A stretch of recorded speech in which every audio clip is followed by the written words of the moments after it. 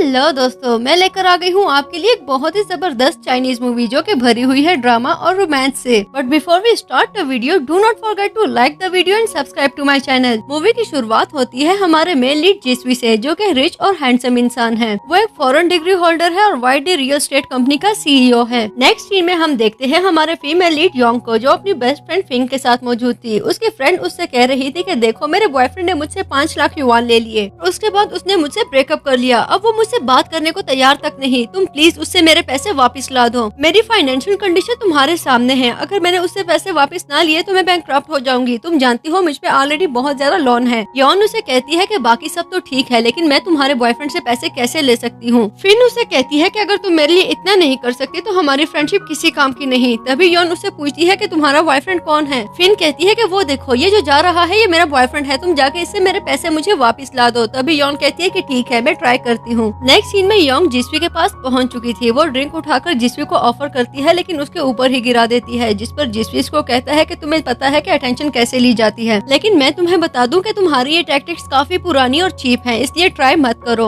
Yong उसे कहती है कि तुम्हारा सूट काफी एक्सपेंसिव लग रहा है, ये 5 लाख युआन का तो होगा ही। जिस्वी उसे कहता है कि मैं जानता हूँ तुम मुझे अपनी कीमत बता रही हो, बस मुझे इतना बता दो कि तुम चेक लोगी या कैश। योंग उसे कहती है कि क्या मतलब है तुम्हारा, तुम खुद को समझते क्या हो, तुम ऐसी बात कैसे कर सकते हो, क्या तुम खुद को कोई 30 मार खान समझते हो? अगर ऐसा है तो मैं तुम्हें एक ही बैट में हरा सकती हूँ, लेकिन याद रखना अगर ये बैट तुम हार गए तो मुझे आराम से 5 लाख युआन दे देना। इसके बाद वो दोनों ड्रिंक करने लगे, लेकिन करते करते वो आखिरी हद तक पहुँच गए, क्योंकि इतनी ड्रिंक करने के बाद तकरीबन वो दोनों ही टुन थे। जिस्वी उसे कहने लगा कि तुम्हारे लिए बेटर होगा तुम आराम से मुझसे माफी मांग लो, जबकि योंग उसे कह रही थी कि मुझे मेरे पैसे दो क्योंकि मैं जीत चुकी हूँ। और हाँ, तुम इस तरह से मुझे लड़की लड़की नहीं बुला सकते, मेरा नाम पता नहीं क्या था, लेकिन जो भी था मुझे लड़की मत बुलाओ। ज्यादा ड्रिंक करने की वजह से योंग की तबीयत खराब होने लगी थी, लेकिन वो जल्द ही खुद को संभाल लेती है। जिस्वी उसको घूर रहा था, तभी वो कहने लगी कि तुम मुझे इस तरह क्या देख रहे हो, तुम कहना क्या चाहते हो, तुम्हारी इस नजर का मैं क्या मतलब लूं। सुबह होते ही जब योंग की आंख खुली तो वो जिस्वी के साथ एक ही बेड पर मौजूद थी। इस बात ने उसको काफी शॉक कर दिया। इतने में जिस्वी भी उठ गया। वो अभी ठीक से हैरान भी नहीं हुआ था कि योंग उसको किक करके नीचे गिरा देती है, जिससे जिस्वी का सर साइड टेबल से लग गया और वो वहीं पर बेहोश हो गया। जिस्वी को बेहोश देखकर योंग को कुछ याद आने लगा कि कल रात क्या हुआ था। फिर वो जिस्वी का कार्ड देखती है और सोचती है कि क्या ये फिन का बॉयफ्रेंड नहीं है, ये तो हमारी कंपनी के CEO हैं। इस बंदे को होश आ जाए उससे पहले ही मुझे यहाँ से निकलना होगा, और तभी वो वहाँ से भाग गई। नेक्स्ट सीन में योंग ऑफिस पहुंची तो वो काफी डरी हुई थी। तभी वो बार बार अपने कोलीग से पूछ रही थी, क्या किसी ने मेरे बारे में पूछा, क्या मेरे आने से पहले किसी ने मुझे बुलाया था। उसका कोलीग उसे कहता है कि किसी ने भी तुम्हें नहीं बुलाया, अपना काम करो और मुझे भी आराम से अपना काम करने दो। कुछ ही देर में मैनेजर वहाँ पर आकर उससे कहती है कि ये तुमने कैसा काम किया है, सारी की सारी फाइल मिस्टेक से भरी पड़ी है। एक तो तुमने डिग्री इतनी लो स्टैंडर्ड यूनिवर्सिटी से ली है, ऊपर से वो भी किसी काम की नहीं। योंग उसे अपोलोजाइज करती है और कहती है कि मैं अपनी सारी मिस्टेक्स ठीक कर दूंगी। कुछ ही देर में उसकी कुलीग कहती है कि देखो, हमारे बॉस हॉस्पिटलाइज्ड हो चुके हैं, तुम्हें पता है कल रात होटल में वो किसी लड़की के साथ मौजूद थे। तभी दूसरा एम्प्लॉय उसको बताता है कि क्या तुम्हें अभी पता चला है, मुझे तो इस बात की सुबह सुबह ही खबर हो चुकी थी। ये न्यूज सुनने के बाद योंग की तो जैसे हालत ही खराब हो गई। वो बहुत ज्यादा नर्वस थी। तभी कहती है कि मुझे वॉशरूम जाना है। योंग वॉशरूम जाती इससे पहले ही गार्ड्स उसको लेने के लिए पहुंच चुके थे, जिन्होंने उसको बताया कि हमें वाइस प्रेसिडेंट स्वी ने तुम्हें लेने के लिए भेजा है। मूवी आगे बढ़ी तो गार्ड्स योंग को लेकर वाइस प्रेसिडेंट स्वी के पास पहुंच चुके थे। वाइस प्रेसिडेंट उसको बताता है कि मैंने तुम्हें क्यों बुलाया है। कल रात मेरे भाई होटल रूम से बेहोश मिले, उनकी कमर पर काफी जख्म के निशान थे, और फुटेज में जो लास्ट लड़की वहाँ से निकली थी वो तुम थी। मैं तुमसे पूछता हूँ कि आखिर तुमने मेरे भाई के साथ क्या किया जो उनकी ये हालत बना दी। तभी योंग याद करती है कि कल रात उसने किस तरह जिस्वी को टॉर्चर किया। योंग उन्हें कुछ बोलती इससे पहले ही जिस्वी की आंख खुल चुकी थी। योंग जिस्वी के पास जाती है तो जिस्वी उससे कहता है कि मैंने अपनी सारी जिंदगी अपने भाई पर डिपेंड करते हुए गुजारी। CEO मैम, मुझे पैसों की बहुत ज्यादा जरूरत है। आपने मुझसे वादा किया था कि आप मुझे लोन देंगी, क्या आप मुझे लोन देंगी ना? मैम, मुझे अच्छा तो नहीं लग रहा, लेकिन फिर भी मैं आपके साथ कॉन्ट्रैक्ट मैरिज करने के लिए राजी हूँ। प्लीज आप मुझे हॉस्पिटल से डिस्चार्ज करवा दें। योंग पूछती है कि तुम किस कॉन्ट्रैक्ट मैरिज की बात कर रहे हो और तुम मुझे CEO क्यों बुला रहे हो, मुझे कुछ समझ नहीं आ रही। इतने में वाइस प्रेसिडेंट स्वी कहने लगे कि मैडम ने अभी इंटरनेशनल मीटिंग खत्म की है, वो बहुत ज्यादा थक चुकी है, जिसमें तुम बाद में उनसे बात करने के लिए आना। ये बोलकर वो योंग को वहाँ से जाने के लिए कहता है। बाहर निकलकर वाइस प्रेसिडेंट स्वी योंग से कहने लगे कि देखो, मुझे नहीं पता कल रात तुम दोनों के बीच में ऐसा क्या हुआ जो जिस्वी की ये हालत हो गई। बस मैं सिर्फ इतना जानता हूँ कि वो बिल्कुल भी ठीक नहीं है। डॉक्टर ने बताया है कि उसके जिस्म पर बहुत ज्यादा जख्म के निशान हैं और उसके दिमाग पर भी बुरी तरह असर पड़ चुका है। उसको अब कुछ भी याद नहीं, बल्कि वो अपने आप को कुछ और ही समझने लगा है। डॉक्टर्स ने कहा है कि हो सकता है वो ठीक हो जाए और हो सकता है कि वो कभी भी ठीक ना हो, लेकिन जो भी है हमें उसके साथ रहना होगा। योंग उसे कहती है कि मुझे कुछ नहीं पता और वैसे भी ये किस कॉन्ट्रैक्ट मैरिज की बात कर रहा था और वो मुझे सीईओ क्यों बुला रहा था। तभी स्वी उसे कहता है कि ये खुद को नॉवल का एक कैरेक्टर समझता है, वो जिस्वी को नहीं जानता, ना ही उसको अपने पास्ट के बारे में कुछ याद है, बस वो अपने आप को एक प्रोटैगनिस्ट समझ रहा है और शायद तुम्हें भी वो उसी नॉवल का कोई कैरेक्टर समझ रहा है। डॉक्टर्स ने कहा है कि स्ट्रेस उसके लिए खतरनाक हो सकता है, इसलिए अब सिर्फ एक ही सोल्यूशन है कि हम उसके साथ बस एक्टिंग करते रहे और जो वो हमें समझता है हम वही कैरेक्टर्स प्ले करते रहे। जब तक वो ठीक नहीं हो जाता तुम्हें उसके साथ उसी कैरेक्टर में रहना होगा, इसके मैं तुम्हें 1 मिलियन युआन दूंगा। योंग उसे कहती है ये तो बहुत ज्यादा है, लेकिन जो भी हो मैं उसके साथ नहीं रह सकती, पता नहीं कि उसमें हमें क्या क्या करना पड़े और वैसे भी ये बहुत बड़ा रिस्क है, मैं ये सब नहीं करना चाहती। स्वी उसे कहता है कि मैं तुम्हें प्रेशराइज नहीं कर रहा, तुम अपना टाइम लो, आराम से सोचकर मुझे बता दो, बट मैं जानता हूँ कि एंड में तुम कन्विंस होने वाली हो। योंग सोचती है मैं 7 साल की थी जब मेरे पेरेंट्स की डेथ हो गई, मैं 18 इयर्स की थी जब मेरे ग्रैंड पेरेंट्स की भी डेथ हो गई जो मुझे पाल रहे थे। तब से लेकर अब तक मेरी जिंदगी पार्ट टाइम जॉब्स और कर्जे लेते हुए गुजर गई। इस साल मैं 22 साल की हो जाऊंगी, लेकिन मैं अब तक कुछ भी नहीं कर पाई, ये जानते हुए भी कि मेरा छोटा भाई मुझ पर डिपेंडेंट है। लेकिन तभी उसको थॉट्स आते हैं और वो कहती है कि नहीं, कुछ भी हो जाए मैं ये डील नहीं करूंगी। तभी स्वी उसे कहता है कि तुम टेंशन मत लो, तसल्ली से सोचकर मुझे जवाब दे देना, मैं इंतजार कर रहा हूँ। योंग के वहाँ से जाने के बाद स्वी किसी को कॉल करके बताता है कि जिस तरह आपने कहा था मैंने उसको एक बहुत बड़ी अमाउंट ऑफर की, लेकिन उसने इनकार कर दिया। जिस पर अगला बंदा उससे कहता है कि कुछ भी हो जाए उससे ये डील एक्सेप्ट करवाओ। नेक्स्ट सीन में हम योंग को देखते हैं, वो नॉवल सुन रही थी जिसका कैरेक्टर जिस्वी खुद को समझ रहा था। तभी वो कहती है कि ये नॉवल कितना अजीब है। इतने में उसको अपने भाई जुटैंग की एकेडमी से कॉल आती है, जिसका टीचर उसको बताता है कि आपका भाई कंपटीशन एग्जाम में इंटर होने वाला है, जिसके लिए आपको बहुत बड़ी अमाउंट जमा करवानी होगी। अगर आपका भाई ये कंपटीशन जीत गया तो हो सकता है उसको नेशनल अवार्ड तक मिल जाए, लेकिन याद रखिए इसको अप्लाई करने के लिए काफी सारे पैसे चाहिए। तभी योंग घर सीधा अपने भाई जुटैंग के पास आती है और उससे पूछती है कि तुम क्या कर रहे हो, घर के काम छोड़ दो, जाओ और स्टडी करो। जुटैंग उससे पूछता है कि तुम्हारा मूड क्यों खराब है। तभी योंग कहती है कि कुछ नहीं, बस वैसे ही। लेकिन उसके जाने के बाद सोचती है कि इसने मेरे सामने टेस्ट का जिक्र भी नहीं किया, लेकिन अगर ये बता भी दे तो क्या फायदा, मैं इसके लिए कर ही क्या सकती हूँ। कंपटीशन के लिए अप्लाई करने के लिए बहुत सारे पैसे चाहिए जो कि मेरे पास नहीं है। लेकिन तभी वो वाइस प्रेसिडेंट स्वी को कॉल करती है। योंग उनसे कहती है कि मैं आपकी ऑफर एक्सेप्ट करने के लिए रेडी हूँ। नेक्स्ट सीन में हम योंग को जिस्वी के साथ देखते हैं, जो उससे अपनी मन की बातें शेयर कर रहा था। योंग उसे लेकर एक स्टोर में चली गई जो उसकी खुद की आंट की थी। जिस्वी वहाँ पर कुछ शर्ट्स देखता है। तभी योंग अपनी आंट से पूछती है क्या ये महंगी है, जिस पर वो बताती है कि हाँ ये शर्ट बहुत महंगी है। तो योंग उसे कहती है कि इसे मत खरीदो, ये बिल्कुल भी अच्छी नहीं लग रही। जिस्वी ने योंग को कुछ शर्ट्स दिखाई। तभी उसकी आंट उसे कहती है कि ये शर्ट एक्सपेंसिव नहीं है। इस पर योंग जिस्वी से कहती है कि तुम ये शर्ट्स ट्राई कर लो। जिस्वी शर्ट्स ट्राई करने के लिए अंदर जा चुका था। तभी योंग की नजर उस फोटोग्राफर पर पड़ती है जो उनकी पिक्चर्स खींच रहा था। योंग को याद आता है कि स्वी ने उससे कहा था कि कभी भी पेपराजी फोटोग्राफर्स को जिस्वी की पिक्चर्स मत लेने देना। योंग भागकर जिस्वी के पास चली गई और उसे कहने लगी कि यहीं पर रहो। जिस्वी उसे कुछ कहता है, इससे पहले ही योंग उसके मुंह पे हाथ रख चुकी थी और उसे चुप रहने के लिए कहने लगी। जबकि दूसरी तरफ योंग की आंट उस फोटोग्राफर को डांटते हुए कहती है कि अगर तुम्हें कुछ खरीदना है तो खरीदो, वरना यहाँ से चले जाओ। वो लोग ट्राई रूम से बाहर निकले तो उनकी आंटी उनकी शर्ट्स पैक कर चुकी थी।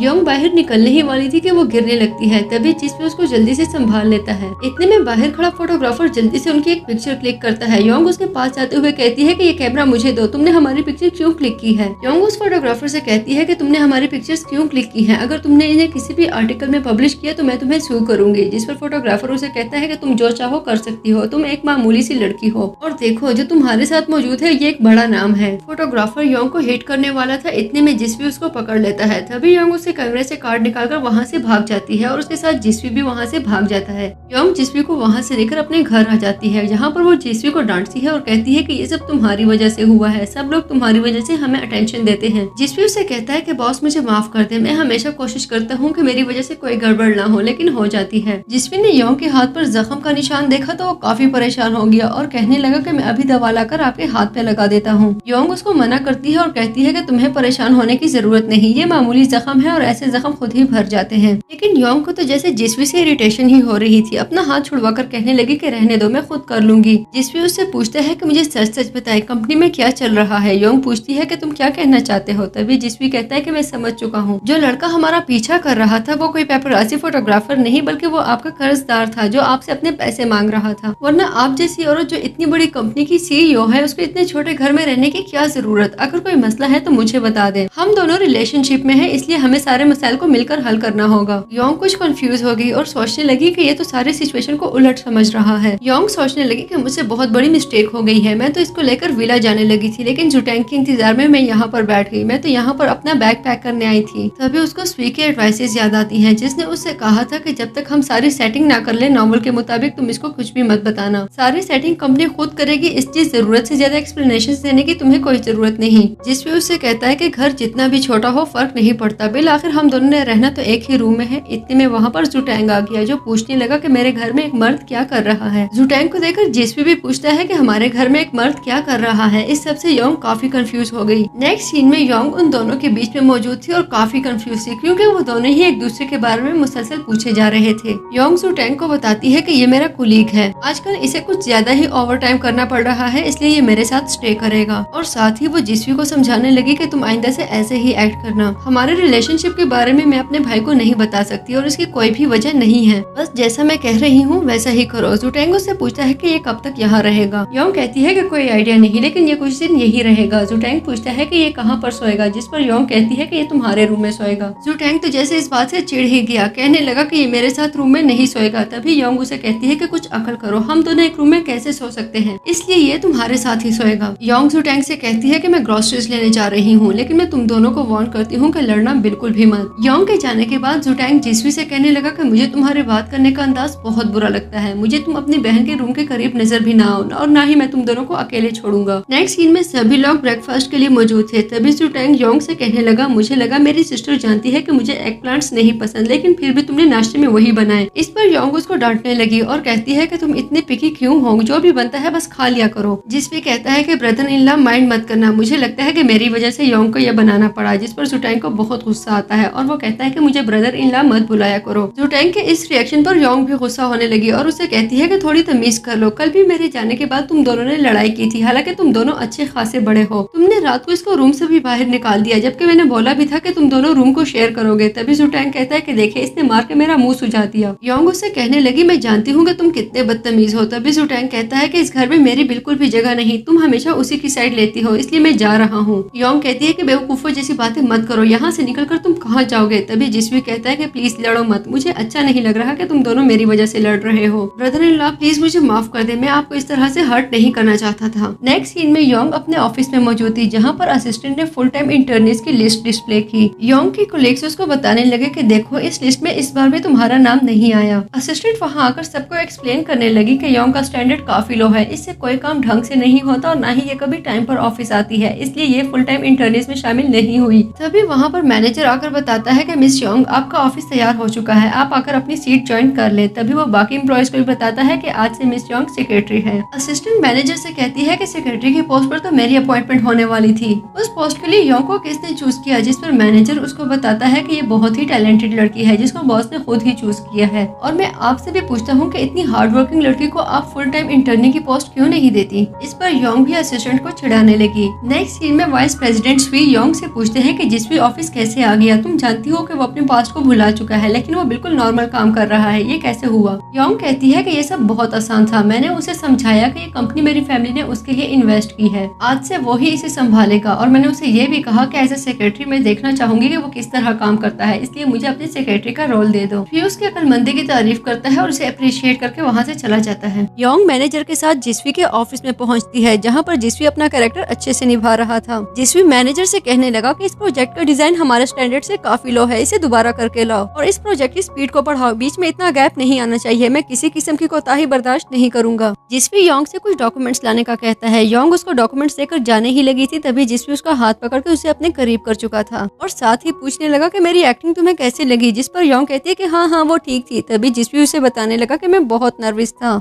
मैनेजर उन दोनों को इतना करीब देख लेता है जिस पर योंग को काफी बुरा लगता है और वो वहाँ से चली गई। नेक्स्ट सीन में योंग अपने ऑफिस एम्प्लॉयज के ग्रुप मैसेजेस देखते हैं, जहाँ पर वो सब उसके कैरेक्टर को डिस्कस कर रहे थे। कोई उसके कैरेक्टर के बारे में कह रहा था कि इसकी प्रमोशन इसलिए हुई है क्योंकि ये जिसवी के साथ रिलेशनशिप में है, तो कोई कह रहा था कि ये स्वी को पसंद करती है, जबकि कुछ का मानना था कि ये दोनों भाइयों के बीच में दीवार है। ये सब देखकर योंग के तो जैसे होश ही उड़ गए। वो अपने कुलीग से कहने लगी कि मुझे डिस्कस करना बंद करो, सच क्या है ये तुम में से कोई भी नहीं जानता। नेक्स्ट सीन में हम स्वी को देखते हैं, जिसको रिपोर्ट दी जा रही थी कि जैसे आपने प्लान किया था सब कुछ उसके मुताबिक चल रहा है। रिपोर्ट देने वाला उससे कह रहा था कि जो कुछ भी हो उसमें आपका नाम कभी भी नहीं आएगा, होटल में से आपकी एंट्री भी हमने हटा दी है। स्वी सेटिस्फाइड हो जाता है और कहता है कि जबरदस्त, सारी चीजें ऐसी ही चलनी चाहिए, इस दिन के लिए मैंने बहुत बहुत ज्यादा इंतजार किया। जिस्वी को अपने रास्ते से हटाने के लिए मेरे पास इसके अलावा कोई रास्ता नहीं था। बोर्ड ऑफ डायरेक्टर्स को शक नहीं होना चाहिए और हाँ, जिस्वी पर नजर रखना, वो किसी तरह की गड़बड़ ना कर दे। रिपोर्ट देने वाला पूछता है कि जिस्वी तक तो ठीक है, लेकिन आपने इस सब में योंग को क्यों इन्वॉल्व किया। स्वी उसे बताता है कि पूरे ऑफिस में योंग और जिस्वी के कैरेक्टर को लेकर बातें हो रही हैं। लोग उनके रिलेशनशिप को डिस्कस कर रहे हैं। जिस्वी की मेंटल हेल्थ के बारे में किसी को भी पता नहीं लगा और लोग उसके हॉस्पिटलाइजेशन को भी जल्द ही भूल गए। एक तीर से दो शिकार। बस आगे हर चीज पर नजर रखना किसी किस्म का मसला नहीं बनना चाहिए। नेक्स्ट सीन में योंग को काफी सारे बुके रिसीव हुए, जिससे वो काफी हैरान थी, लेकिन उसकी हैरत में इजाफा वो कार्ड्स पढ़ने के बाद हुआ। बुके मुख्तलिफ लोगों की तरफ से भेजे गए थे जो उसके लिए अपनी नफरत का इजहार कर रहे थे। कोई कह रहा था कि तुम्हें सेफ देकर हमें बहुत डिसअपॉइंटमेंट हुई है। कोई उसे कह रहा था कि तुम्हारी शक्ल भी तुम्हारे कैरेक्टर की तरह डिस्गस्टिंग है। ये सब देखने के बाद योंग काफी डिसअपॉइंट हो गई। तभी वहाँ पर जिस्वी आ जाता है और कहता है कि किसी की हिम्मत भी कैसे हुई आपसे ऐसे बात करने की। योंग उसे कहती है कि इस तरह परेशान होने की कोई जरूरत नहीं, हमारी तरफ लोगों का एटीट्यूड वक्त के साथ खुद ही बदल जाएगा। जिस्वी उसे कहता है कि नहीं, मैं बिल्कुल भी नहीं रुकूंगा। वो जाने लगता है, तभी योंग उसको रोकती है। जिस्वी उसे कहता है कि ये सारे मसले मुझे फेस करने होंगे और आपको मुझसे कुछ भी छुपाने की कोई जरूरत नहीं। वो एक दफा फिर जाने लगा, तभी योंग उसको रोकने लगी। वो योंग को अपने रास्ते से हटा रहा था, तभी योंग पीछे की तरफ गिरने लगी। योंग गिरती इससे पहले ही जिस्वी उसको संभाल चुका था। इतने में वहाँ पर जिस्वी के ग्रैंडफादर आ जाते हैं, जो जिस्वी से कहते हैं कि तुम्हारी हिम्मत भी कैसे हुई किसी लड़की को स्लैप करने की। मूवी आगे बढ़ती है तो ग्रैंडपा के बुलाने पे योंग उनके ऑफिस में मौजूद थी, जहाँ पर ग्रैंडपा उससे पूछ रहे थे कि कुछ दिनों पहले जिस्वी की तबीयत कैसे थी। योंग उन्हें बताती है कि पिछले कई दिनों से ये बिल्कुल नॉर्मल थे। वर्क पे भी उनका बिहेवियर बिल्कुल प्रोफेशनल था। पता नहीं अचानक से क्या हो गया जो इनकी तबीयत ऐसी हो गई। ग्रैंडपा उसे कहते हैं कि ठीक है, लेकिन आइंदा से तुम दोनों को सावधान रहना होगा। जिस हालत में मैंने तुम दोनों को देखा कोई और डायरेक्टर ना देख ले। योंग कहती है कि आप टेंशन मत ले, मैं आइंदा से एहतियात बरतूंगी। इतने में वहाँ पर जिस्वी ग्रैंडपा के लिए चाय लेकर आ जाता है, लेकिन चाय से सिर्फ लेते ही ग्रैंडपा का मुंह जल चुका था और वो जिस्वी से कहने लगे, मैं जानता हूँ ये सब कुछ तुमने जानबूझकर किया है। योंग, मैं तुमसे कहता हूँ कि इस लड़के के साथ अभी के अभी ब्रेकअप करो। योंग कहती है कि नहीं, मैं कभी भी ऐसा नहीं करूंगी। भले हमारी शादी कॉन्ट्रैक्ट मैरिज थी, लेकिन मैं इसे दिल से पसंद करती हूँ। जिस्वी कहता है कि प्लीज इसे इस चीजों के लिए फोर्स मत करें, उसकी कोई गलती नहीं है, सभी गलती मेरी है। ग्रैंडपा योंग से कहने लगे कि अगर तुमने इस लड़के के साथ ब्रेकअप ना किया तो मैं तुम्हें अपने घर से निकाल दूंगा और मेरी प्रॉपर्टी और मेरे बैंक बैलेंस में तुम्हारा कोई हिस्सा नहीं। योंग कहती है कि मैं अपना माइंड बना चुकी हूँ, कम से कम इस जन्म में तो मैं इस बंदे को बिल्कुल नहीं छोड़ने वाली, क्योंकि इसके बगैर मेरा जिंदा रहना मुमकिन नहीं। जिस्वी जो अपने ग्रैंडपा को योंग का ग्रैंडपा समझ रहा था, घुटनों के बल झुककर उनसे माफी मांगने लगा और उनसे कहता है कि प्लीज योंग को इस सब के लिए फोर्स मत करो। योंग उसे हाथ से पकड़कर उठाती है और कहती है कि तुम टेंशन मत लो, तुम्हारे साथ मैं सड़क किनारे भी खुशी खुशी रह सकती हूँ। अगले सीन में योंग ऑफिस से घर आ रही थी और आते हुए वो नॉवल पढ़ रही थी जिसका कैरेक्टर जिस्वी खुद को समझ रहा था। इस सब से वो बहुत ज्यादा फ्रस्ट्रेट हो चुकी थी और सोचती है कि ये कैसी स्टोरी है, मैं किस मुसीबत में पड़ चुकी हूँ। लेकिन जैसे ही वो घर पहुंची उसका मूड एकदम से चेंज हो गया था। उसकी हैरत में बहुत ज्यादा इजाफा हुआ क्योंकि जिस्वी ने उसके लिए बहुत अच्छा खाना तैयार किया था। जिस्वी योंग से कहने लगा, क्या तुम पहले खाना खाओगी या पहले शावर लोगी? तो कहता हूँ कि पहले खाना खा लो, मैंने तुम्हारे लिए बहुत जबरदस्त खाना तैयार किया है जो कि ठंडा हो जाएगा। उसके साथ ही वो योंग से सारी चीजें ले लेता है। अपना पर्स, अपनी सारी चीजें मुझे पकड़ा दो, तुम थक चुकी हो, बैठकर आराम से खाना खाओ। जिस्वी के इस बिहेवियर से योंग बहुत ज्यादा हैरान हो चुकी थी और वो जिस्वी से पूछने लगी कि ये क्या, तुमने अचानक से इस तरह मेरे लिए खाना क्यों बनाया? जिस्वी उसको बताने लगा कि जिस तरह सब कोलीग्स के सामने तुमने मेरी साइड ली और जिस तरह तुमने ग्रैंडपा के सामने मुझे डिफेंड किया, वो सब मुझे बहुत अच्छा लगा। मेरा मन उस सब की वजह से आज बहुत खुश था, इसलिए मैंने सोचा मैं तुम्हारे लिए खाना बना लूं। योंग पूछती है कि ग्रैंडपा ने कहा कि वो मुझे सारी चीजों से बाहर निकाल देंगे अगर वो अपनी प्रॉपर्टी और अपना बैंक बैलेंस अपने पास रखते हैं और मुझे शेयर्स नहीं देते, तो क्या तुम बुरा मानोगे? जिस पर जिस्वी उससे कहता है कि मेरी वजह से तुम्हारा इतना बड़ा नुकसान हो, ये बात मुझे बिल्कुल भी अच्छी नहीं लगेगी। योंग मन ही मन में सोचती है कि मुझे लगा था ये बंदा मेरी कंपनीज और मेरे पैसों के लिए मेरे पीछे पड़ा है, लेकिन मैं गलत थी। जिस्वी उसे कहता है कि प्लीज आप खाना खाएं, खाना ठंडा हो जाएगा। योंग राइस ट्राई करती है, लेकिन ट्राई करते साथ ही उसके चेहरे के एक्सप्रेशन बदल चुके थे क्योंकि राइस में नमक बहुत ज्यादा था। लेकिन जिस्वी का दिल रखने के लिए वो राइस निगल लेती है। नमक की वजह से उसने राइस को छोड़कर मैश पोटैटोस को ट्राई करने का सोचा, लेकिन उसको ट्राई करते ही उसके मुंह से जैसे चीखें निकल गई। मैश पोटैटोस में तो जैसे स्पाइसेस की भरमार थी, उसके तो जैसे कानों से धुआं ही निकल रहा था। इतने में बेल बजी तो योंग दरवाजा खोलने के लिए बाहर आ चुकी थी, जहाँ पर वाइस प्रेसिडेंट स्वी मौजूद थे। वो पूछती है कि आप यहाँ सब खैरियत तो है? तभी स्वी कहता है कि हाँ बस खैरियत है, मैं सिर्फ अपने भाई को देखना चाहता था। वाइस प्रेसिडेंट स्वी अंदर आया तो उसको देखकर जिस्वी का मूड खराब हो चुका था। तभी वो कहता है कि देखे समझने की कोशिश करे, ये हमारी बॉस बॉस का घर है, यहाँ हर कोई मुंह उठाकर नहीं आ सकता। लेकिन स्वी उसकी बात सुनी अनसुनी कर देता है। तभी वहाँ पर जुटैंग आ गया जो पूछता है कि ये दूसरा आदमी कौन है, आखिर मेरे घर में क्या चल रहा है। योंग उसे चुप रहने का कहती है और उसे कहती है कि आओ हमें ज्वाइन करो। तभी जुटैंग ने जिस्वी को वहाँ से उठने का इशारा किया और खुद उसकी जगह पर आकर बैठ गया। योंग प्रेसिडेंट स्वी को खाना ऑफर करती है और कहती है कि ये खाना मिस्टर जिस्वी ने अपने हाथों से बनाया है। जिस्वी प्रेसिडेंट स्वी को अपना खाना खिलाता है जो कि बहुत ज्यादा स्पाइसी था। जिस्वी का दिल रखने के लिए स्वी उससे कहने लगा कि खाना बहुत मजे का है। तभी जिस्वी उसे कहता है कि ठीक है तुम और भी खाओ, लेकिन स्वी मना करके कहता है कि मैं घर से खाना खा के आया था। योंग जानती थी कि खाना कैसा है, तभी वो कहती है कि मैं आपको पानी ला देती हूँ और पानी लेने के लिए वो किचन में आ गई। जिस्वी भी उसके पीछे पीछे किचन में आ गया। योंग उससे पूछने लगी कि तुम किचन में क्या कर रहे हो, लेकिन जिस्वी तो जैसे किसी और ही दुनिया में था। उससे पूछने लगा तुम अब तक उसे पसंद करती हो, ऐसा क्या है उसमें जो तुम अब तक उसे इतना पसंद करती हो। योंग उसे कहने लगी तुम किसकी बात कर रहे हो, ये तुम क्या बोल रहे हो, मुझे कुछ समझ नहीं आ रही। जिस्वी उसे कहने लगा मैं जानता हूँ तुम्हें वाइस प्रेसिडेंट के कंपैरिजन में मैं इंफीरियर लगता हूँ। योंग सोचने लगी कि अच्छा वही हुआ जिसका डर था, नॉवल वाली सिचुएशन यहाँ पर भी क्रिएट हो चुकी है। योंग जिस्वी को समझाने लगी कि मैंने कभी ऐसी कोई बात नहीं की। तभी जिस्वी उससे कहता है कि मैं कभी भी उसको रिप्लेस नहीं कर सकता, आखिर ऐसा क्यों होता है। जिस्वी उसको बातों से पकड़ता है। योंग अपने आप को छुड़ा रही थी और उससे कहने लगी कि मुझे फोर्स मत करो। जिस्वी कहता है मैं तुम्हें फोर्स नहीं कर रहा, लेकिन तुम मेरी बात समझने की कोशिश करो। तभी योंग अपने आप को छुड़ाने के लिए उसको धक्का देती है, जिससे जिस्वी का सर एक दफा फिर से दीवार से जोर से जा लगा। दीवार से टकराने की आवाज सुनकर स्वी और जुटैंग भी वहाँ पर पहुँच गए। सी जिस्वी को वापस काउच पर बिठाता है और उसे पूछता है क्या तुम ठीक हो। योंग स्वी को एक्सप्लेनेशन देती है कि इस बार मैंने ये सब जानबूझकर नहीं किया, लेकिन उस टक्कर के साथ ही जिस्वी को याद आ गया कि उसके साथ क्या हुआ था।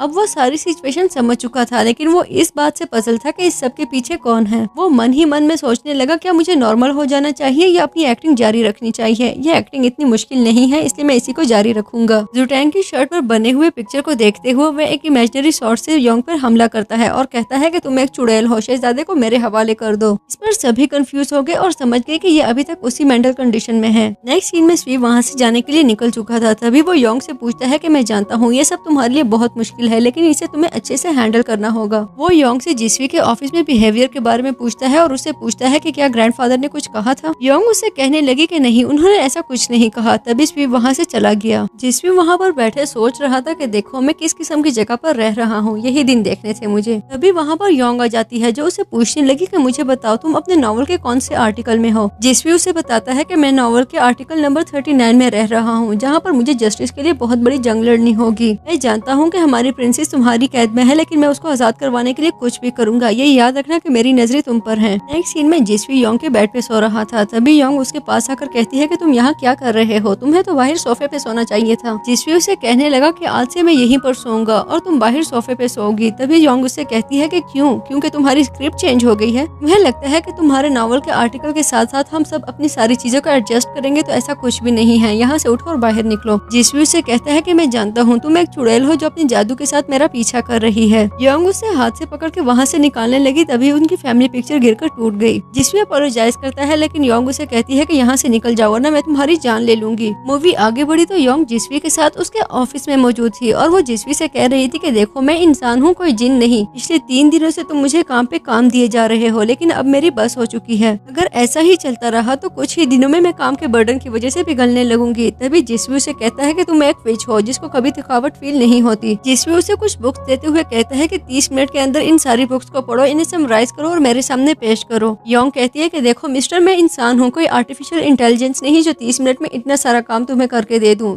जिस्वी उसे कहता है कि ठीक है, अगर तुम आर्टिफिशियल इंटेलिजेंस नहीं तो मैं तुम्हें आर्टिफिशियल इंटेलिजेंस से रिप्लेस करने लगा हूँ। अपने रिप्लेसमेंट का सुनकर योंग ना चाहते हुए भी वो काम करने लगी। नेक्स्ट सीन में योंग अपने ऑफिस में थकावट की वजह से सो रही थी। तभी मैनेजर उसके पास फाइल लेकर आए और उसे कहने लगे कि ये आप बॉस को दे दीजिएगा, लेकिन अगर आपने लंच के लिए जाना हो तो पहले अपनी शक्ल को शीशे में जरूर देखना। योंग बाहर निकली तो सभी कोलीग्स उसको देख देकर हंस रही थी। जब उसने अपनी शक्ल को फोन में देखा तो वो बहुत ही हैरान हो गई, क्योंकि जिस्वी उसकी फोरहेड पे स्टैंप लगा चुका था। वो अपना लंच लेकर जिस्वी के पास आई और उसे कहने लगी कि मेरी बस हो चुकी है। अगर मैं विच होती तो भी मेरी बस हो चुकी होती, क्योंकि विच की पेशेंस की भी एक हद होती है। जिस्वी अपनी बात सुनी अनसुनी कर देता है और अपनी बाउल में से बॉल पेपर निकालकर उसके बाउल में डालते हुए कहता है कि मैं जानता हूँ सब विचेस को ये बहुत पसंद होते हैं। जिस पर योंग अपने चॉपस्टिक से उस पर मैजिक करने की एक्टिंग शुरू कर देती है। जिस्वी अपने ऑफिस में मौजूद था। तभी योंग कुछ डॉक्यूमेंट्स लेकर उसके पास आई और उसे कहने लगी कि आप ये सारे डॉक्यूमेंट्स रिव्यू कर दें, और हाँ आज मुझे अपने घर टाइम पर जाना होगा क्योंकि मुझे कुछ काम है। जिस्वी कहता है कि तुम तुम ये सब इसलिए कह रही हो क्योंकि तुम मुझसे नाराज हो, लेकिन मुझे बिल्कुल भी फर्क नहीं पड़ता। तुम जाओ और मेरे लिए एक कप कॉफी लेकर आओ। योंग पूछती है कि आप अब भी वही कॉफी पसंद करते हैं जो आप पिछले कई हफ्तों से पी रहे थे। तभी जिस्वी कहता है कि नहीं, मेरी चॉइस अब बदल चुकी है। योंग जिस्वी से कॉफी में उसकी लेटेस्ट चॉइस के बारे में पूछता है, जिस पर जिस्वी उससे कहने लगा, मैं नहीं बताऊंगा, मैं चाहता हूँ कि तुम खुद ही गैस करो। उसकी इस बात पर तो योंग जैसे चिढ़ ही गई। वो कहती है कि ठीक है, मैं अभी गैस करती हूँ। जिस्वी के पास जाकर योंग ने उसको गले से पकड़ लिया और कहने लगी कि मैं एक ही दफा तुम्हारा गला दबाकर अपनी जान छुड़वाना चाहती हूँ। मेरी पेशेंस खत्म हो चुकी है और इससे ज्यादा बर्दाश्त मैं नहीं कर सकती। इतने में वहाँ पर मैनेजर आ चुका था, जो उसको इस हालत में देखकर कहता है कि आप लोग जारी रखें, मैं दोबारा नहीं आऊंगा।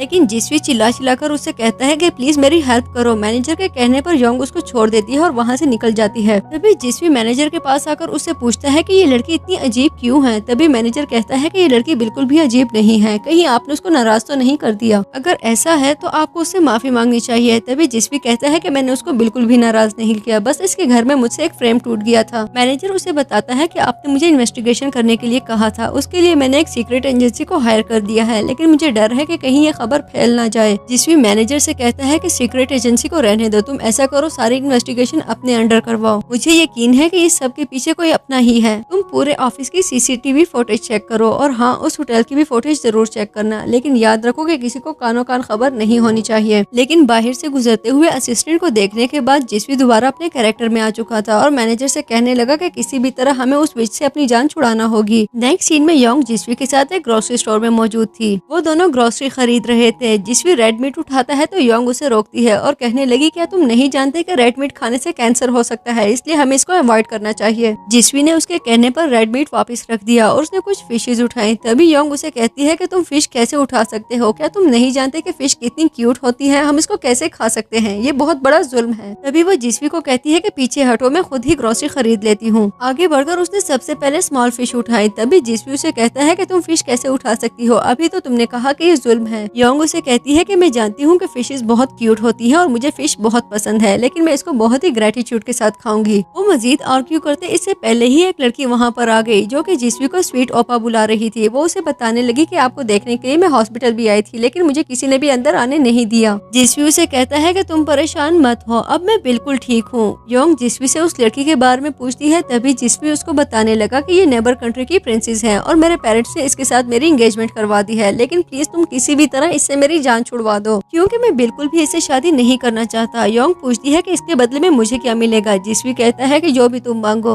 योंग कहती है कि ठीक है, मैं इससे तुम्हारी जान छुड़वा दूंगी, लेकिन इसके बदले में फ्यूचर में मेरे घर की सारी रिस्पॉन्सिबिलिटीज तुम्हारे ऊपर होंगी। तभी जिस्वी कहता है कि ठीक है, मैं राजी हूँ। वो दोनों वापस उस लड़की के पास आए। तभी जिस्वी उस लड़की को बताता है कि ये लड़की मेरी गर्लफ्रेंड है। वो लड़की कहती है कि ये तुम्हारी गर्लफ्रेंड कैसे हो सकती है, तुम दोनों का कपल बिल्कुल भी अच्छा नहीं लग रहा, और वैसे भी सब लोग जानते हैं कि इस लड़की का तुमसे पहले तुम्हारे भाई के साथ अफेयर था। तभी योंग उसे कहती है कि तुम्हें इस तरह की बातें करने का कोई हक नहीं। हम दोनों साथ में अच्छे लगे या न लगे इस बात का तुमसे कोई लेना देना नहीं, और ना ही तुम कोई होती हो जो मुझे बताओ कि मैं इसके साथ सूटेबल लगती हूँ या नहीं। तुम प्लीज यहाँ से चली जाओ। वो लड़की अपने स्वीट ओपा को समझाने लगी कि प्लीज होश के नाखून लो, तुम्हारे लिए तुम्हारे स्टैंडर्ड की लड़की होनी चाहिए। योंग उसे कहती है कि ठीक है, अगर तुम्हारी तसल्ली नहीं हो रही तो मैं तुम्हें बता दूं कि मुझे चीजों को अच्छे से एंड करना आता है। तभी वो जिस्वी को किस करने के लिए आगे बढ़ी, लेकिन हेजिटेशन की वजह से वो ये नहीं कर पा रही थी। तभी वो गिरने लगी। जिस्वी उसको संभालने लगता है कि वो दोनों एक दूसरे को किस कर लेते हैं, जबकि पीछे खड़ा पेपराजी फोटोग्राफर इस सारी सिचुएशन को अपने कैमरे में बंद कर रहा था। नेक्स्ट सीन में जिस्वी अपने ऑफिस में मौजूद था। तभी उसका मैनेजर उसके पास आता है। जिस्वी मैनेजर से पूछता है कि सीसाइड प्रोजेक्ट का क्या बना। तभी मैनेजर उसको बताता है कि वो प्रोजेक्ट स्टार्ट करने के लिए हमें पहले पूरे एरिया को साफ करना पड़ेगा। ज्यादातर एरिया से हम घरों को डिमोलिश कर चुके हैं, लेकिन बहुत सारी जगह हैं जहाँ पर अब भी घर कायम हैं। एक्चुअली वहाँ पर एक गांव बसता है जहाँ के लोग बहुत ज्यादा रेजिस्ट कर रहे हैं, इसलिए हमें बहुत ज्यादा मुश्किल हो रही थी। इस सब को हैंडल करने के लिए कंपनी की तरफ से एक टीम बनाई गई है जो कि वहाँ पर जाकर डिमोलिशिंग के लिए हेल्प करेगी। वैसे आपकी इन्फॉर्मेशन के लिए मैं आपको बता दूं कि उस टीम में योंग भी मौजूद है। तभी जिस्वी कहता है कि ठीक है, फिर मैं भी उस टीम के साथ वहाँ पर जाऊंगा। मैनेजर उसे कहता है कि आपको इसमें नहीं पढ़ना चाहिए, बल्कि आपको ये प्रोजेक्ट ही नहीं लेना चाहिए था। मुझे तो समझ नहीं आती आपने इतना डिस्प्यूटेड प्रोजेक्ट क्यों लिया। जिस्वी उसे कहता है कि तुम जानते हो बोर्ड ऑफ डायरेक्टर्स में से किसी ने भी इसको लेने से मना कर दिया था, इसलिए किसी न किसी को तो इसे करना ही था और मैं इसको करके ही रहूंगा। मैनेजर जिस्वी से पूछता है कि आपने वापस हेडक्वार्टर्स को क्यों ज्वाइन कर लिया जबकि आप ऐसा नहीं चाहते थे। तभी जिस्वी उसको बताता है कि जब ग्रैंडफादर ने मुझे ऐसा करने के लिए कहा तो मुझे मजबूरन करना पड़ा, क्योंकि अगर मैं ऐसा ना करता तो वो समझ जाते कि मेरी मेंटल कंडीशन बिल्कुल ठीक है। जिस्वी जिसवी मैनेजर से सीसीटीवी फुटेज के बारे में पूछता है तो मैनेजर ने उसको बताया कि उसमें से हमें बिल्कुल भी डेटा नहीं मिला क्योंकि वो सबका सब डेटा गायब हो चुका है। जबकि दूसरी तरफ ग्रैंडपा के गार्ड्स उनको जिसवी और योंग की वो पिक्चर दिखाते हैं जो पेपराजी ने क्लिक की थी, जिस पर ग्रैंडपा को काफी गुस्सा आता है। तभी जिसवी उसको एडवाइस करता है कि तुम सब पे नजर रखना।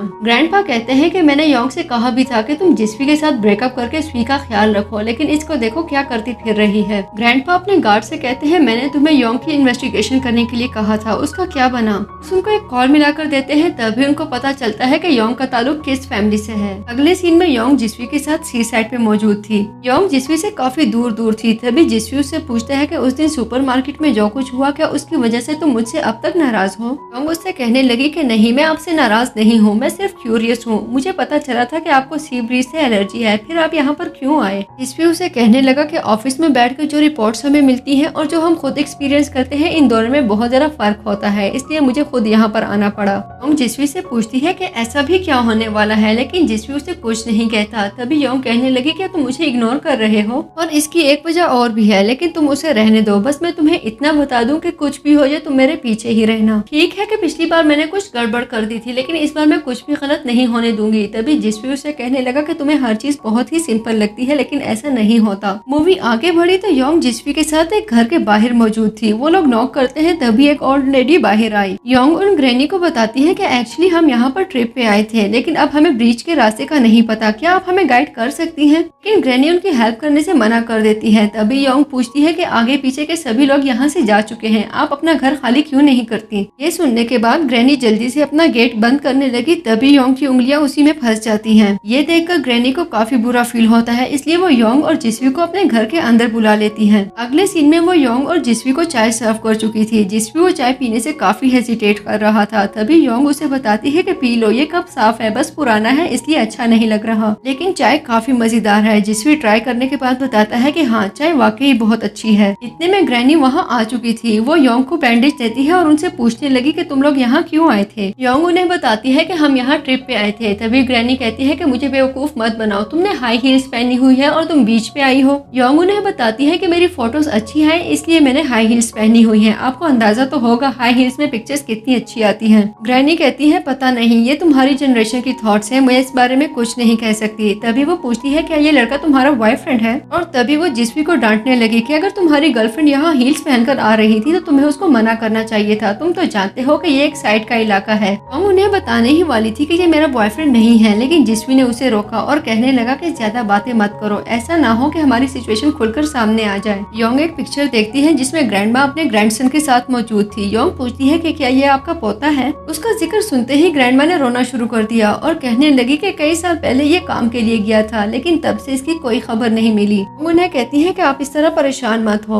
योंग अपने पर्स से टिश्यू निकालने लगी, लेकिन उनका सारा पर्स उलट गया और सारी चीजें नीचे गिर गई। तभी ग्रैंडमा चीजें उठाने में उसकी हेल्प करती हैं। ग्रैंडमा के हाथ में योंग के कंपनी का कार्ड लगा, जिससे उसको पता चल गया कि इन दोनों का ताल्लुक एक रियल एस्टेट कंपनी से है। ग्रैंडमा उन दोनों को घर से बाहर निकालती है और कहती है कि रियल एस्टेट कंपनी के किसी बंदे को मैं अपने घर में पाँव भी न रखने दूं। बाहर निकाले जाने के बाद जिसवी योंग से कहने लगा कि तुम परेशान मत हो, ये बिल्कुल ऐसा ही था जैसे मैंने एक्सपेक्ट किया था। तभी योंग उसे कहती है क्या तुमने कुछ नोटिस किया। जिसवी के पूछने पर योंग उसको एक्सप्लेन करती है कि देखो, जब ग्रैंडमा के सामने हमने उनके ग्रैंडसन का जिक्र किया तो उनका मूड कितना सैड हो गया। अगर किसी भी तरह हम उनके ग्रैंडसन को उनसे मिला दे तो देखना वो हमारी हर बात मान जाएंगी। जिसवी कहता है कि नहीं, हमें प्रोफेशनल होकर सोचना पड़ेगा, ये सोल्यूशन नहीं है। तभी योंग कहती है कि देखो, अगर कोई मुझे मेरी फैमिली से मिलवा दे तो मैं कुछ भी कर सकती हूँ उसके लिए। नेक्स्ट सीन में हम देखते हैं कि योंग के हाथ में एक बॉक्स मौजूद है और वो दोबारा उस ओल्ड लेडी के घर में जाती है, लेकिन योंग को देखते ही वो ओल्ड लेडी गुस्सा होने लगी और कहने लगी कि तुम्हारी हिम्मत भी कैसे हुई यहाँ पर आने की। वो धक्के देकर उसको बाहर निकाल रही थी। तभी योंग कहती है कि एक मिनट, पहले मेरी बात सुन ले। योंग उन लेडी को बताती है कि आपके ग्रैंडसन को हमने ट्रेस करने की कोशिश की और हमें कुछ न्यूज मिली है।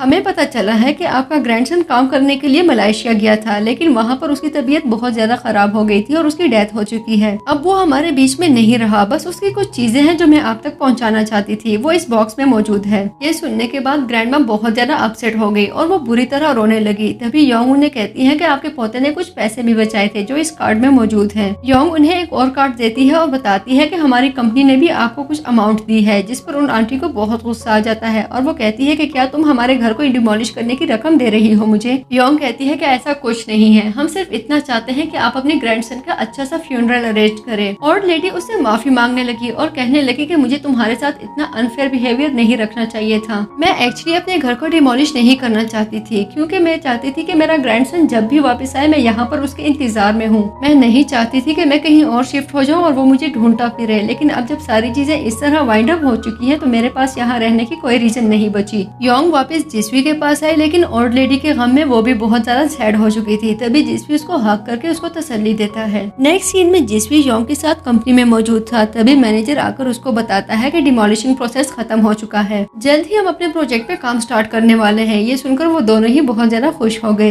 नेक्स्ट में जिस्वी योंग के लिए चाय लेकर आया। तभी उसने देखा कि योंग ऑफिस में ही सो रही थी। इस पर वो सोचने लगा कि इसका कैलिबर थोड़े ही टाइम में कितना बढ़ चुका है। योंग की आंख खुली तो वो देखती है कि वो ऑफिस में मौजूद है। तभी उसकी नजर असिस्टेंट पे पड़ी जो उसकी फाइल से पिक्चर्स ले रही थी। योंग उससे पूछने लगी कि तुम यहाँ क्या कर रही हो। असिस्टेंट उसे बताती है कि मैं बॉस को ये फाइल देने आई थी। योंग उसे वहाँ से जाने का कहती है, लेकिन वो कुछ शक में पड़ चुकी थी। इतने में योंग की नजर सामने पड़े ब्रेकफास्ट पे पड़ती है, जिसको देखकर वो कुछ चौंक जाती है। लेकिन जल्द ही वो नोट पढ़ती है तो उसको पता चलता है कि ये किसी और की तरफ से नहीं बल्कि जिस्वी की तरफ से है। नोट पर जिस्वी की तरफ से मैसेज था कि अच्छे से रेस्ट कर लो, तुम थक चुकी हो, और हाँ ब्रेकफास्ट करना बिल्कुल भी मत भूलना। जबकि दूसरी तरफ जिस्वी बोर्ड ऑफ डायरेक्टर्स के साथ मीटिंग में मौजूद था। मीटिंग खत्म हुई तो मैनेजर इस प्रोजेक्ट को लेकर उसको मजीद डिटेल्स देने लगा। मैनेजर जिस्वी को बताता है कि सी साइड का ये प्रोजेक्ट इसलिए स्टार्ट किया गया था ताकि हमारी कंपनी ओवरसीज चाइनीज को एक प्लेटफॉर्म दे सके। लेकिन अब ऐसे लगता है जैसे सभी डायरेक्टर्स की डायरेक्शंस चेंज हो गई हैं, इसलिए हमें चाहिए कि हर डिपार्टमेंट से उनकी प्लानिंग वाजिया करने के लिए बोले। जिसमें मैनेजर से कहता है कि मैं तुम्हारी बात समझ गया हूँ और बिल्कुल ऐसे ही होगा, तुम टेंशन मत लो। तभी जिसमें मैनेजर से कहने लगा कि इस सब के अलावा मुझे तुमसे एक बहुत जरूरी बात करनी है। मैनेजर के पूछने पर जिसमें उसको बताने लगा कि एक वीक के बाद योंग की बर्थडे आ रही है और मुझे कुछ समझ नहीं आ रही मैं उसको क्या गिफ्ट दूं, क्या तुम मुझे कुछ गाइड कर सकते हो। मैनेजर उनसे पूछता है कि वो सब रहने दे, पहले मैं आपसे एक क्वेश्चन पूछता हूँ, आप माइंड मत कीजिएगा, क्या आप योंग को पसंद करते हैं। जिसमें इस पर कुछ कंफ्यूज हो गया और कहने लगा कि लो भला मैं उसको क्यों पसंद करूंगा। तभी मैनेजर पूछता है क्या वो आपको पसंद करती है। जिसमें मैनेजर को बताता है कि वो मुझे पसंद करती है या नहीं इस बारे में मैं कुछ नहीं कह सकता। तभी मैनेजर कहता है कि आप फिलहाल गिफ्ट को छोड़ें, आप उसे पसंद करते हैं और वो आपको पसंद करती है या नहीं कुछ नहीं मालूम, इसलिए बेहतर होगा कि सबसे पहले आप उससे अपनी फीलिंग्स शेयर करें। नेक्स्ट सीन में जिसमें मूवी देख रहा था तभी योंग उसके पास आती है। जिसमें उससे पूछता है कि क्या तुम इस वीकेंड पर फ्री हो। योंग उससे कहने लगी कि तुम ये क्यों पूछ रहे हो। तभी जिसमें उसे कहता है कि मैं चाहता हूँ कि हम बाहर चले जाएं, बल्कि ऐसा करता है किसी बीच पर चले जाते हैं। योंग उसे कहने लगी कि कंपनी की वजह से पिछले कई दिनों से जितने चक्कर मेरे बीच पे लगे हैं उसकी वजह से तो मेरा बीच से दिल ही भर गया है। जिसमें उसे कहता है कि मैं देख रहा हूँ तुम्हारी रूटीन काफी टफ है और ये सब मैनेज करना काफी मुश्किल होता है, तुम्हारी जिंदगी आसान नहीं, ये बात मैं समझ चुका हूँ। योंग उसे कहने लगे कि अगर तुमने मेरी सिचुएशन को एक्नॉलेज कर ही लिया है तो इसलिए बेहतर होगा कि तुम मेरी सैलरी इंक्रीज कर दो। जिसमें कहता है कि ठीक है मैं ऐसा ही करूंगा। इससे ज्यादा योंग को क्या चाहिए था, सैलरी में इंक्रीमेंट का सुनकर वो बहुत ज्यादा खुश हो गई। तभी जिसमें उसे कहता है कि देखो तुम मेरी भी केयर करती हो, ऊपर से जुटैंग की भी सारी रिस्पॉन्सिबिलिटीज तुम्हारे ऊपर है। जिसमें उसे समझाने लगा कि देखो मेरी सारी रिस्पॉन्सिबिलिटीज तुम्हारे ऊपर है, ऊपर से तुम्हें जुटैंग का भी ख्याल रखना पड़ता है, कभी कभी हमें अपने लिए भी टाइम निकालना चाहिए। जब हम किसी अच्छी जगह जाकर क्वालिटी टाइम गुजारते हैं, कुछ फ्रेश एयर लेते हैं तो इससे हमारी पूरी बॉडी को रिफ्रेशमेंट मिलती है और हमारे माइंड को भी पीस मिलता है। जिसमें कि इस बातों से योंग अच्छी तरह कन्विंस हो चुकी थी। तभी कहने लगे कि तुम बिल्कुल ठीक कह रहे हो, मैं जरूर तुम्हारे साथ चलूंगी। योंग वहाँ से जाने ही लगी थी कि थंडर की आवाज सुनते ही वो अपने कानों पे हाथ रख लेती है। तभी जिसमें उसको रिलैक्स करता है और उससे पूछता है कि तुम्हें अचानक से क्या हो जाता है। योंग उसे बताने लगी कि मुझे थंडर से बहुत ज्यादा डर लगता है। जिसमें इसकी वजह पूछता है तो योंग उसे बताने लगी एक्चुअली थंडर स्टॉर्म की वजह से मेरे पेरेंट्स की डेथ हो गई थी, उसके बाद से मुझे थंडर से बहुत ज्यादा डर लगता है। तुम जानते हो मैं 7 साल की थी जब मेरे पेरेंट्स एक बिजनेस ट्रिप पे गए थे। वो कल आना चाह रहे थे लेकिन मैंने उन्हें कॉल करके बहुत ज्यादा परेशान कर दिया। मैं उन्हें बहुत मिस कर रही थी, मैं बुरी तरह चिल्लाकर उनसे कह रही थी कि वापस आ जाओ। मेरी वजह से उन्हें उसी दिन वापस आना पड़ा। थंडर स्टॉर्म की वजह से उनका प्लान क्रैश कर गया। अगर मैं उन्हें इस सब के लिए फोर्स ना करती तो यकीनन वो अगले दिन आते और आज जिंदा होते। मेरी जिद की वजह से उनकी जान चली गई। देखो आज तक वो लौटकर नहीं आ सके। क्या तुम जानते हो उसके बाद पूरे महीने मुझे पूरा घर बिल्कुल वाइट और सुनसान लगने लगा। जुटैंग को इस सब में संभालना मेरे लिए बहुत ज्यादा मुश्किल हो गया था। उस दिन से आज तक इस बात ने मेरा पीछा नहीं छोड़ा कि अगर मैं उनको फोर्स ना करती तो आज वो जिंदा होते। इतने साल बीत चुके हैं, इस साल मैं 22 साल की हो जाऊंगी, लेकिन जिस भी रात थंडर की आवाज आती है मैं पूरी रात सो नहीं पाती। थंडर ने पूरी रात योंग का पीछा नहीं छोड़ा। जब सुबह उसकी आंख खुली तो जिसवी उसके करीब मौजूद था। योंग अभी ठीक से खुश भी नहीं हुई थी कि जुटैंग नॉक करता है और कहता बोलता है कि जल्दी से दरवाजा खोलो, मुझे कोई काम है तुमसे।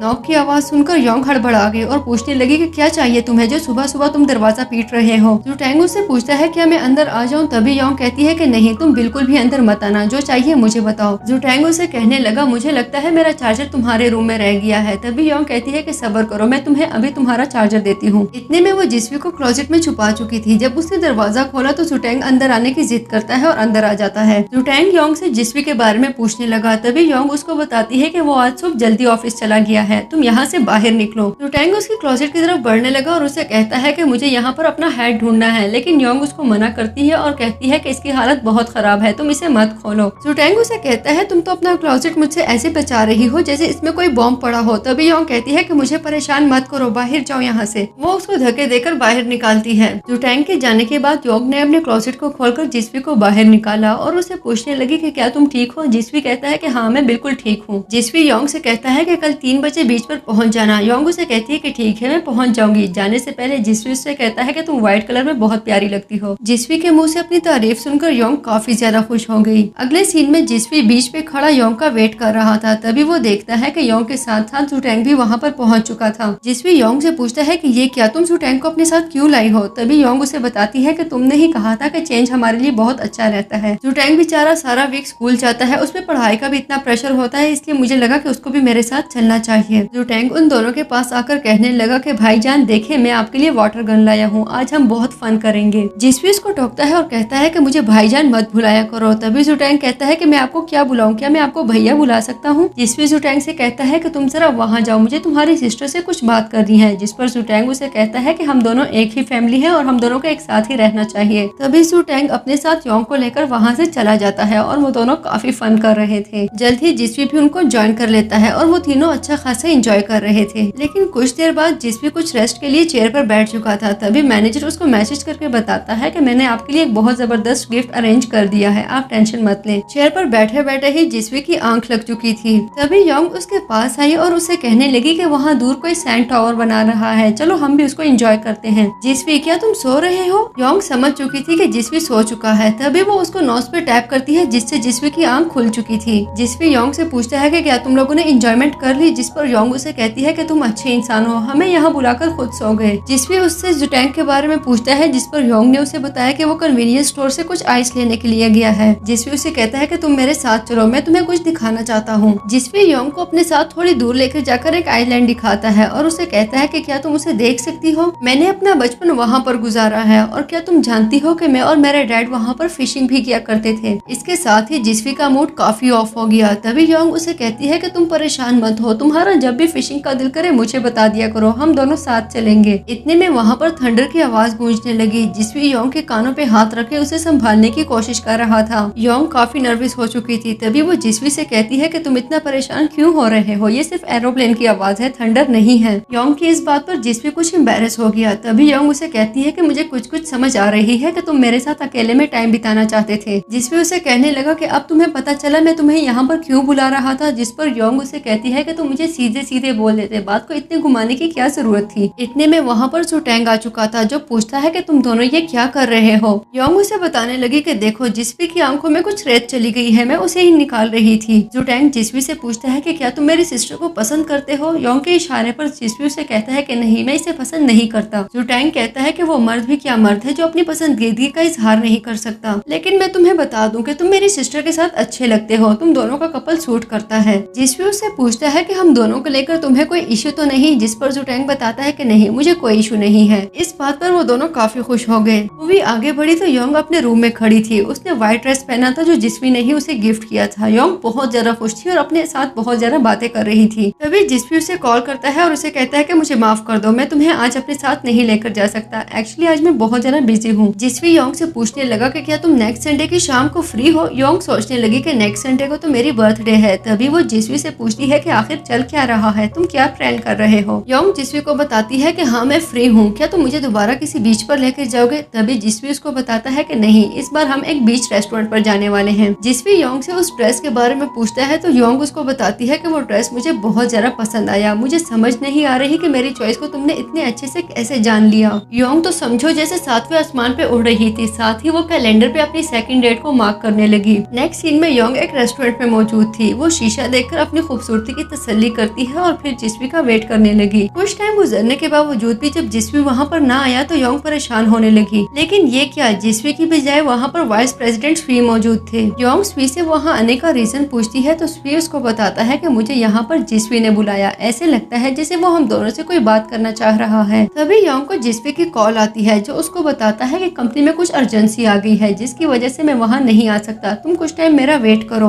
योंग जिस्वी से पूछती है कि क्या सब ठीक है, अगर तुम्हें मेरी हेल्प की जरूरत है तो मैं भी वहाँ आ जाती हूँ, लेकिन जिस्वी उसको मना करता है। जिस्वी योंग से कहने लगा कि मेरा कॉम्प्लेक्शन कुछ खास नहीं, मैं जानता हूँ कि तुम मुझे कुछ ज्यादा पसंद नहीं करती। तभी योंग उसे कहती है कि तुम यहाँ मत आओ, जुटैंग ने कॉल करके मुझे घर बुलाया है इसलिए मैं अपने घर जा रही हूँ। योंग स्वी से पूछने लगी कि जिस्वी ने कहा है कि कंपनी में कोई जरूरी काम आ गया है, यकीनन वो आज बहुत बिजी होंगे। जिस पे जिस्वी उसको बताता है कि नहीं ऐसा नहीं है, मुझे लगता है कि विंच की फ्लाइट का टाइम हो गया है इसलिए जिस्वी उसको रिसीव करने के लिए एयरपोर्ट गया होगा। योंग पूछने लगी कि विंच, कौन विंच? तभी स्वी कहता है कि क्या जिस्वी ने तुम्हें विंच के बारे में नहीं बताया? जिस्वी और विंच बचपन के फ्रेंड्स हैं, वो दोनों बचपन से ही एक दूसरे के बहुत ज्यादा क्लोज थे। इवन हमारी फैमिलीज ने उनकी शादी का भी सोचा हुआ था। योंग सोचने लगी कि देखो, अपनी चाइल्डहुड फ्रेंड को रिसीव करने के लिए इसने मेरे साथ किया हुआ प्रॉमिस ही तोड़ दिया। स्वी को कॉल आती है तो वो योंग से एक्सक्यूज करके बाहर निकल गया। कॉल अटेंड करने के बाद वो अपने खास बंदे से कह रहा था कि मुझे पता चल गया है इन दोनों का रिलेशनशिप कोई आम रिलेशनशिप नहीं, तुम्हें इन दोनों पर कड़ी नजर रखनी होगी। और हाँ, मैं तुम्हें बता दूं, सीक्रेट एजेंसी की तरफ से मुझे इन्फॉर्मेशन मिली है कि तुम पर नजर रखी जा रही है, तुम्हारी कुछ पिक्चर्स भी ली गई हैं, इसलिए सावधान रहो। अंदर जाने के बाद स्वी योंग से कहने लगा कि मुझे जिस्वी की कॉल आई, उसने मुझे बताया कि वो यहाँ पर नहीं आ सकता, चलो मैं तुम्हें घर ड्रॉप कर दूं। इस पर योंग उसके साथ चली गई। जिस्वी रेस्टोरेंट पहुंचा तो वेटर ने उसको बताया कि यहाँ पर एक लड़की आई थी, उसने कुछ देर यहाँ पर वेट किया और फिर वो मिस्टर स्वी के साथ यहाँ से चली गई। नेक्स्ट सीन में योंग अपने रूम में मौजूद थी। तभी उसको जिस्वी का मैसेज आता है जो उससे पूछ रहा था कि तुमने वहाँ पर मेरा वेट क्यों नहीं किया। जिस पर योंग उसे रिप्लाई करती है कि तुम वहाँ पर क्यों नहीं आए, तुम मुझे छोड़कर विंच को रिसीव करने चले गए। विंच इस वक्त तुम्हारे साथ मौजूद है ना, बल्कि तुमने आज का सारा दिन ही विंच के साथ गुजार लिया। जिस्वी को जैसे सारी गेम समझ में आने लगी। तभी वो स्वी को कॉल करके कहने लगा कि मुझे तुम्हारे साथ कुछ प्रोजेक्ट्स को डिस्कस करना है, हेडक्वार्टर्स में भी कुछ प्रॉब्लम्स चल रही हैं जो मैं तुम्हारे साथ डिस्कस करना चाहता हूँ। तभी स्वी उसको कहता है कि ठीक है, कल आ जाना। जिस्वी कहता है कि कल क्यों, आज रात ही क्यों नहीं। तभी स्वी उसको कहता है कि मुझे लगता है इतनी कोई इमरजेंसी नहीं जिसको हम आज रात ही डिस्कस कर लें, कल तक वेट करो। मूवी आगे बढ़ी तो जिस्वी अपने ऑफिस में मौजूद था। तभी विंच उसके करीब आई और उससे कहने लगी मुझे लगता है कि हम दोनों को मजीद क्लोज होना चाहिए। तभी योंग जो डायरेक्टर्स के साथ अंदर आ रही थी उनको देख लेती है। डायरेक्टर्स जिस्वी और विंच के काम की तारीफ करते हैं और कहते हैं कि तुम दोनों एक साथ बहुत अच्छा काम करते हो। ये सब सुनकर योंग को काफी बुरा लगता है और वो बहुत ज्यादा जेलस हो चुकी थी। मूवी आगे बढ़ती है तो योंग लंच ब्रेक पर लंच लेने जा रही थी। तभी जिस्वी उसका रास्ता रोकता है। योंग उससे कहने लगी कि इस वक्त मैं लंच ब्रेक में हूँ, अगर काम को लेकर आपको मुझसे कुछ भी बात करनी है तो कुछ देर बात कीजिएगा। जिस्वी उससे कहता है कि मुझे तुम्हारे साथ कोई प्रोफेशनल बात डिस्कस नहीं करनी। तभी योंग उससे पूछने लगी कि ठीक है, अगर ऐसा नहीं है तो तुम क्यों मेरे पीछे पड़े हुए हो। जिस्वी पूछने लगा कि क्या विंच को मेरे साथ देखकर तुम्हें जेलसी फील हो रही है। वो उससे कहने लगी कि ये आप क्या बात कर रहे हैं, आप मेरे बॉस हैं, मैं आपको देखकर जेलस क्यों होंगी। तभी जिस्वी उससे पूछने लगा ठीक है, अगर ऐसा ही है तो हम दोनों को देखकर तुम इतना गमज़दा क्यों हो गई। इस पर योंग उसको एक्सप्लेन करती है कि हाँ, मैं जेलस हुई थी लेकिन मैम विंच की एबिलिटी से, क्योंकि मैं भी इतनी ही एबल बनना चाहती हूँ। आइंदा मेरे किसी भी एक्सप्रेशन का कोई गलत मतलब मत लीजिएगा। ये बोलकर वो वहाँ से चली गई। योंग का ये बिहेवियर देखकर जिस्वी काफी परेशान हो चुका था। जब उसको कोई सोल्यूशन नजर नहीं आया तो उसने जुटैंग को कॉल की और उसको बताया कि तुम्हारी बहन मुझसे काफी नाराज है, प्लीज मुझे कोई सोल्यूशन दो। जिस पर जुटैंग उससे कहने लगा कि ठीक है, अगर मेरी बहन को लेकर तुम सिंसियर हो तो मैं तुम्हारी हेल्प जरूर करूंगा। रात को जब योंग अपने रूम में पहुंची तो जुटैंग ने उसको बर्थडे विश की और उसे कहने लगा कि लास्ट वीक आपने अपनी बर्थडे बिल्कुल भी अच्छे से सेलिब्रेट नहीं की थी, इसलिए मैंने सोचा कि मैं एक दफा फिर आपके लिए अरेंज कर दूं। जिस्वी जो साथ बैठा वायलिन बजा रहा था बिल्कुल खामोशी इख्तियार किए हुए था, जबकि योंग भी जिस्वी को इग्नोर करती है। तभी जुटैंग उससे कहता है कि देखिए, मैं जानता था कि आप बहुत परेशान हैं, इसलिए मैं आपका मूड अच्छा करना चाहता था। योंग जिस्वी से कहने लगी कि तुम मेरे बहुत अच्छे भाई हो, शुरू से लेकर अब तक तुमने मुझे बिल्कुल भी परेशान नहीं किया। तभी जुटैंग उसे बताने लगा कि ठीक है कि इसमें मेरा आइडिया भी था, लेकिन असल मेहनत किसी और की है। योंग उसकी बात को बिल्कुल इग्नोर कर देती है। तभी जुटैंग उससे कहता है कि कोई विश मांगो। योंग अपनी आईज क्लोज करती है। तभी जुटैंग वहाँ से चला जाता है, जिस पर जिस्वी उसके पास आकर बैठ गया। अपनी आंखें खोलने के बाद जब योंग जिस्वी को अपने पास देखती है तो वो जुटैंग के बारे में पूछती है, जिस पर जिस्वी ने उसको बताया कि जुटैंग किचन में गया है। योंग कहने लगी कि मुझे भी उसकी हेल्प करनी होगी, लेकिन उसके उठने से पहले ही जिस्वी उसका हाथ पकड़कर उसको बिठा देता है। जिसवी ने उसको बर्थडे विश की तभी योंग कहती है कि तुम्हें याद है, मुझे तो लगा तुम भूल ही चुके हो। जिस पर जिसवी उसको एक्सप्लेन करता है कि उस रात विंच ऑफिस आ गई थी और हमारे पास सिर्फ एक ही ऑप्शन था कि किसी तरह हम उस प्रोजेक्ट को बचा सके, इसलिए मुझे वहाँ पर मजबूरन रुकना पड़ा। लेकिन मैं तुमसे वादा करता हूँ कि आइंदा कभी भी ऐसा नहीं होगा। योंग उसे कहने लगी कि तुम्हें मुझे एक्सप्लेनेशन देने की बिल्कुल जरूरत नहीं। जिस पर जिसवी कहता है कि मैं बिल्कुल तुम्हें एक्सप्लेनेशन दूंगा क्योंकि मैं तुम्हें पसंद करता हूँ। ये बोलने के बाद उसको रियलाइज हुआ कि उसने क्या बात कह दी है। तभी वो योंग से पूछता है कि कल रात क्या तुम फारिग हो। योंग इस क्वेश्चन की रीजन पूछती है, तभी जिसवी उसको बताता है कि मैं तुम्हारे साथ डेट पे जाना चाहता हूँ। नेक्स्ट सीन में जिसवी योंग के साथ मीटिंग रूम में मौजूद था, तभी उसको विंच की कॉल आती है। योंग की सेटिस्फेक्शन के लिए जिसवी ने कॉल अटेंड करके फोन स्पीकर पे लगा दिया। विंच उससे कह रही थी कि मेरे घर पहुंचो। जिसवी उससे वजह पूछता है, तभी विंच उससे कहने लगी कि मैंने तुम्हारे लिए डिनर प्रिपेयर किया है। जिसवी योंग से कहता है कि मेरे साथ तुम भी जाओगी। योंग मना करती है, लेकिन जिसवी उससे कहने लगा कि मैं चाहता हूँ जो भी हो तुम्हारी आंखों के सामने हो। कुछ ही देर में जिसवी योंग के साथ अपने घर पहुंच चुका था, जहाँ पर विंच भी पहले से मौजूद थी।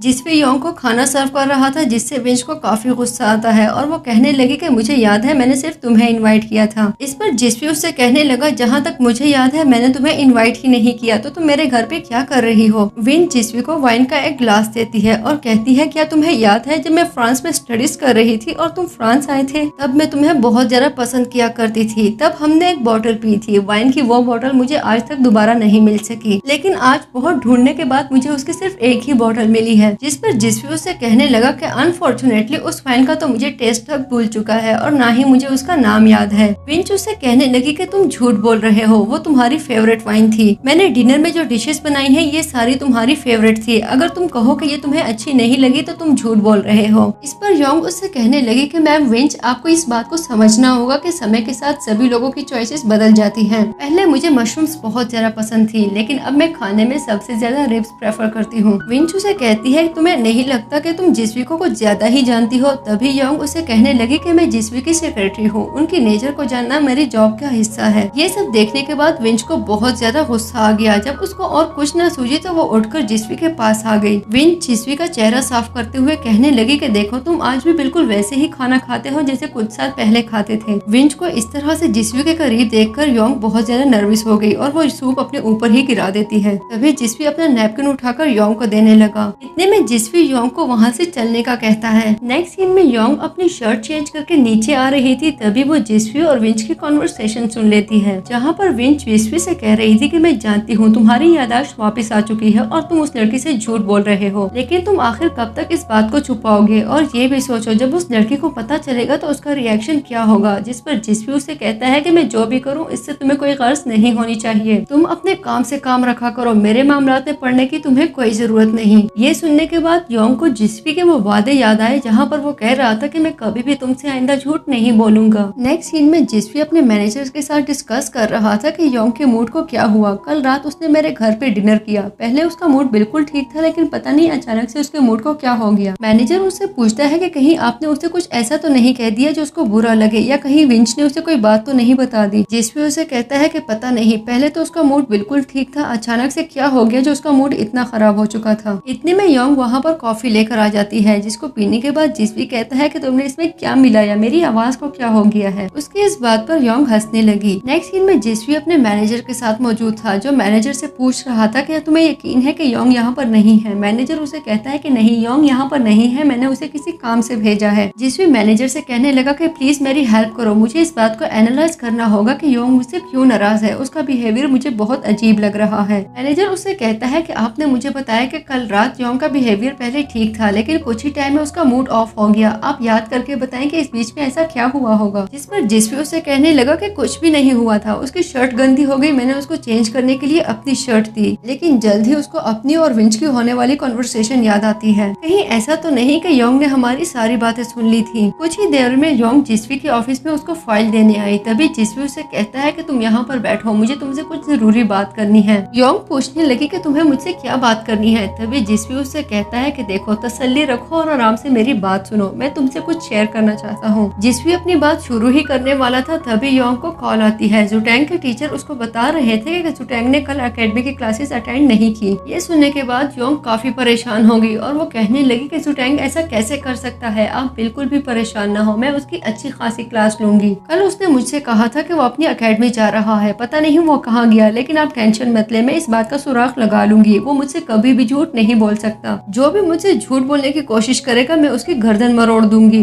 काटने के बाद योंग जिस्वी से पूछती है कि आपको मुझसे कोई बात करना थी। जी बोले मैं सुन रही हूँ, लेकिन जिस्वी कहता है कि नहीं, मुझे कुछ नहीं कहना था। नेक्स्ट सीन में मैनेजर मिस्टर जिस्वी को बता रहा था कि हमने असिस्टेंट को पकड़ा है, वो मिस्टर स्वी के लिए काम कर रही है। इस बात के हमारे पास सबूत भी मौजूद है, लेकिन वो अपना जुर्म मानने के लिए तैयार नहीं। तभी जिस्वी कहता है कि उसे कुछ मत कहो, उसे अपना काम करने दो, हम अपने दुश्मनों को अलर्ट नहीं कर सकते, बस उन पे नजर रखो। मैनेजर के जाने के बाद जिस्वी अपने शोल्डर्स को प्रेस कर रहा था। इतने में वहाँ पर योंग आ गई और वो पूछने लगी कि क्या आपके शोल्डर्स में पेन हो रहा है? आप परेशान ना हो, अक्सर ज्यादा बैठने की वजह से इस तरह से हो जाता है, आप बैठे, मैं आपका मसाज कर देती हूँ। जिस्वी कहता है कि नहीं, उसकी जरूरत नहीं है, मैं बिल्कुल ठीक हूँ। लेकिन योंग तो जैसे अड़ ही गई थी, कहने लगी कि नहीं, अपने बॉस को सर्व करना मेरी ड्यूटी है। योंग एक ग्लास उठाती है और उसी के साथ लाइटर जलाती है। तभी जिस्वी कहता है कि क्या तुम मेरे साथ दोबारा कपिंग करने वाली हो? प्लीज ऐसे मत करो। तभी योंग कहने लगे कि तुमने दोबारा क्यों कहा? पिछली बार जो भी हुआ वो सब तुम भूल चुके हो क्योंकि तुम्हारी यादाश्त नहीं है, लेकिन तुमने मुझसे झूठ बोला था। मैं जानती हूँ कि तुम्हारी यादाश्त वापस आ चुकी है। जबकि दूसरी तरफ वाइस प्रेसिडेंट स्वी को भी असिस्टेंट की तरफ से गुड न्यूज मिल रही थी, जो उन्हें बता रही थी कि आप टेंशन मत लें, सारी सिचुएशन हमारे कंट्रोल में है। स्वी उनको एक दफा फिर बताता है कि सीक्रेट एजेंसी के थ्रू मुझे पता चला है कि तुम पे नजर रखी जा रही है, तुम्हें सावधान रहना होगा। और हाँ, विंच को मैंने खास अपने मकसद के लिए वापस चाइना बुलाया है, उसका अच्छा इस्तेमाल करो, जहाँ पर भी मौका मिले उसको जिस्वी के करीब लाओ। भी आगे बढ़ी तो योंग अपने घर जा रही थी। तभी जिस्वी उसका पीछा करते हुए उसे कहता है कि रुको, मेरी बात सुनो, मेरी सिचुएशन समझने की कोशिश करो। जबकि योंग का मूड काफी खराब था। वो कहने लगी कि मैं क्या समझूं, तुमने मुझसे झूठ बोला, तुमने मुझे नहीं बताया कि तुम्हारी मेमोरी वापस आ चुकी है, तुमने मुझसे वादा किया था कि तुम मुझसे कभी भी झूठ नहीं बोलोगे, लेकिन देखो तुमने एक दफा फिर मुझसे झूठ बोला। तुमने मुझे कभी भी विंच के बारे में नहीं बताया, जबकि वो शुरू से हमारे बीच में मौजूद थी। तुम और विंच बचपन के दोस्त हो, तुम दोनों अच्छे बिजनेस पार्टनर्स हो, तुम दोनों ने मिलकर मुझे धोखा दिया और मुझे देखो, मैं पागलों की तरह बेवकूफ बनती रही। क्या हमारे बीच में जो सब था वो भी झूठ था? जिस्वी उसे कहता है कि देखो, हमारे बीच में जो कुछ भी था वो बिल्कुल सच्चा था, और हाँ, मैंने तुमसे कोई झूठ नहीं बोला, मैं सोच ही रहा था कि मैं तुम्हें सारी बातें बता दूं। विंच मेरी बचपन की दोस्त है, इससे ज्यादा हमारे बीच में कुछ भी नहीं है। और हाँ, मैंने तुमसे नहीं पूछा कि तुम्हारी बर्थडे वाली रात तुम स्वी के साथ क्यों चली गई। योंग उससे कहने लगी कि मैं इतनी ऑर्डिनरी नहीं हूँ जितना तुम मुझे समझने लगे हो। तुम्हारे लिए घंटों लगाकर मैं तैयार हुई, वहाँ पर मैंने कितना इंतजार किया और तुम विंच के साथ बिजी थे। क्या तुमने कभी मुझे समझने की कोशिश की भी है या नहीं? ये कहने के बाद वो सीधे अपने घर चली गई। कुछ ही लम्हे बाद योंग वापस आते हुए जिस्वी को उसका बैग देकर कहती है कि मैंने तुम्हारी सारी चीजें पैक कर दी हैं, यहाँ से निकलो और आइंदा मुझे नजर मत आना। मैं तुम्हारे साथ तुम्हारे भाई के कॉन्ट्रैक्ट की वजह से रह रही थी, लेकिन उस कॉन्ट्रैक्ट में साफ साफ लिखा था कि एक दफा तुम्हारी यादाश्त वापस आ जाए तो वो कॉन्ट्रैक्ट खुद ही टर्मिनेट हो जाएगा। जिस्वी योंग से कहता है कि बाकी सब ठीक है, लेकिन मेरी गाड़ी खराब हो चुकी है, मैं घर कैसे जाऊंगा, प्लीज मुझे आज रात यहाँ पर रह लेने दो।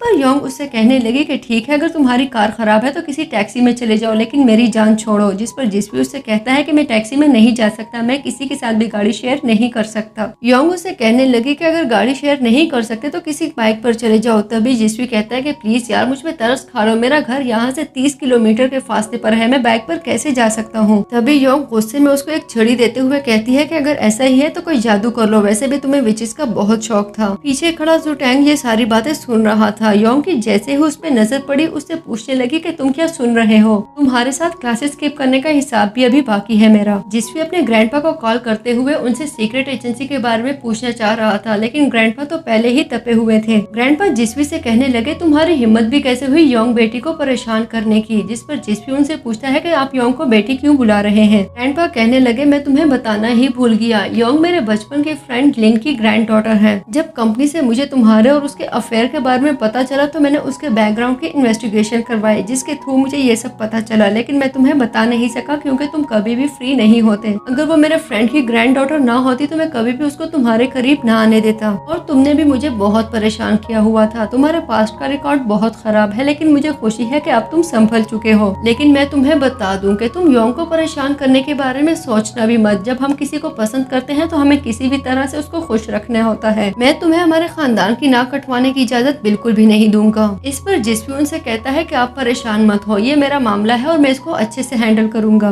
क्योंकि अगले सीन में योंग अपने ऑफिस में मौजूद थी, तभी उसको जुटैंग के स्कूल से कॉल आई और उन्हें बताया गया कि जुटैंग ने अपनी क्लास में लड़ाई की है। जुटैंग ने अपने क्लास में लड़कों के साथ अच्छी खासी मारपीट की है, जिससे एक बहुत बड़ा इशू बन चुका है। आपको जल्द अज जल्द स्कूल पहुंचना होगा। योंग जुटैंग के टीचर से कहती है कि आप तो जानते हैं जुटैंग को, उसका बिहेवियर कितना अच्छा है, वो बहुत अच्छी पर्सनैलिटी का मालिक है और उसके ग्रेड्स भी हमेशा बहुत अच्छे आते हैं। उसे कहने लगी बात बिल्कुल ठीक है, लेकिन आज जो जुटैंग ने किया है वो हमारी बर्दाश्त से बिल्कुल बाहर है। मैं आपको कुछ पिक्चर्स भेजता हूँ, आप खुद ही देख लें कि उसने क्या किया है। की लड़ाई की कुछ पिक्स सेंड की। तभी योंग कहती है कि ठीक है, मैं स्कूल पहुंचती हूँ। फिर जुटैंग को लेकर ठीक से परेशान भी नहीं हुई थी कि उसके कानों में अपने कुलीग्स की आवाज पड़ी, जो डिस्कस कर रहे थे कि देखो जरा शक्ल से कितनी मासूम लगती है और कारनामे देखो इसके। फिर दूसरा कुलीग कह रहा था कि कभी एक भाई और कभी दूसरा भाई, इसको बिल्कुल भी शर्म नहीं आती। वाकई हमें किसी के चेहरे की मासूमियत से धोखा नहीं खाना चाहिए। तभी वहाँ पर मैनेजर आता है, जो योंग से कहने लगा कि आप परेशान मत हो, इस मैटर को मैं खुद हैंडल करूंगा। मैनेजर योंग से कहने लगा कि मुझे लगता है आपको घर जाना चाहिए, बल्कि ऐसा करें कि अगले 2 दिन तक आप ऑफिस मत आए।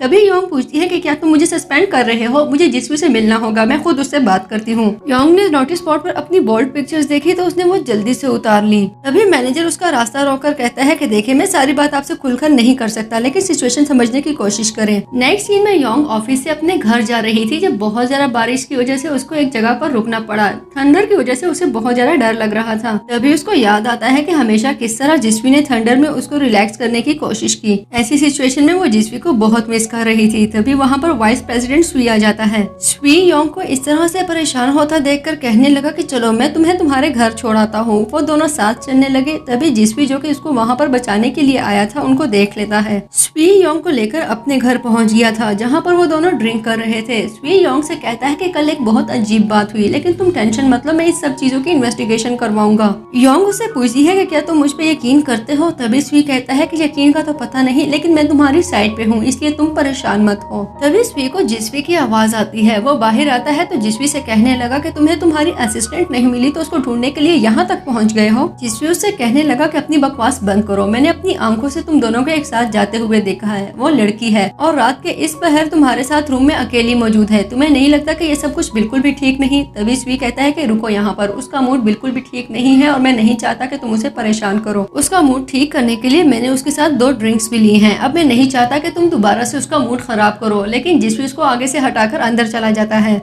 जिस्वी योंग के पास गया तो योंग उससे पूछने लगी कि तुम यहाँ क्या कर रहे हो। तभी जिस्वी बताता है कि मैं यहाँ पर तुम्हें लेने आया हूँ, चलो उठो, तुम्हें घर जाना होगा। योंग कहती है कि मैं घर नहीं जाना चाहती, प्लीज मुझे परेशान मत करो। जिस्वी योंग को वहाँ से लेकर जाता, इससे पहले ही स्वी जिस्वी को रोकता है और कहता है कि तुमने आधी रात को मेरे घर पे धावा बोल दिया है और अब इस लड़की को यहाँ से लेकर जा रहे हो। तुम्हें नहीं लगता कि तुम कुछ हद से आगे बढ़ रहे हो। योंग जिस्वी से कहने लगी, मेरा हाथ छोड़ो, मुझे ड्रिंक करना है। तभी जिस्वी उसे कहता है कि ठीक है कि तुम मुझसे नाराज हो, लेकिन ये गुस्सा करने का वक्त नहीं, सिचुएशन समझने की कोशिश करो। तभी योंग कहती है कि किसने कहा है कि मैं तुमसे नाराज हूँ। टाइम देखो, हमारा ऑफ टाइम हो चुका है, मैं अब तुम्हारे अंडर नहीं, तुम इस तरह काम के बाद मुझे कंट्रोल नहीं कर सकते, मैं खुद अपने घर जा सकती हूँ। वही है जो योंग के कैरेक्टर को लेकर रूमर्स फैला रहा है। तभी जिस्वी कहता है कि ठीक है, उस पर कड़ी नजर रखो और हाँ, उसे कुछ भी पता चलना नहीं चाहिए। मैनेजर जिस्वी से पूछने लगा कि जब आपको पता है कि इस सब के पीछे स्वी का हाथ है तो आप उनके बंदों को ऑफिस से निकाल क्यों नहीं देते। तभी जिस्वी बताता है कि मैंने अपने तरीके से अरेंजमेंट्स की हुई हैं, तुम परेशान मत हो। नेक्स्ट सीन में जिस्वी मैनेजर के साथ ऑफिस के ग्राउंड फ्लोर में मौजूद था। तभी लिफ्ट से स्वी और योंग निकलते हैं। जिस्वी स्वी से पूछता है कि तुम यहाँ क्या कर रहे हो, जिस पर स्वी कहता है कि क्या मैं यहाँ नहीं आ सकता। वो योंग से अपनी टाई ठीक करने के लिए कहता है। तभी योंग उसकी टाई ठीक करती है। उनके जाने के बाद मैनेजर जिस्वी को समझाने लगा कि आपको परेशान होने की बिल्कुल भी जरूरत नहीं है। आप जानते हैं कि योंग आपसे मोहब्बत करती है, बस वो आपको जेलस फील करवाने के लिए इस बंदे का साथ दे रही है। मूवी आगे बढ़ती है तो स्वी अपने ऑफिस में मौजूद था। तभी योंग उसको कॉफी का एक मग देकर पूछती है कि कॉफी कैसे बनी है। तभी स्वी उसको बताता है कि ठीक है, बुरी नहीं है। नेक्स्ट सीन में जिस्वी अपने ऑफिस में मौजूद था। तभी मैनेजर ने उसको बताया कि आपका शक बिल्कुल ठीक था, इस सब के पीछे वाइस प्रेसिडेंट स्वी का हाथ है।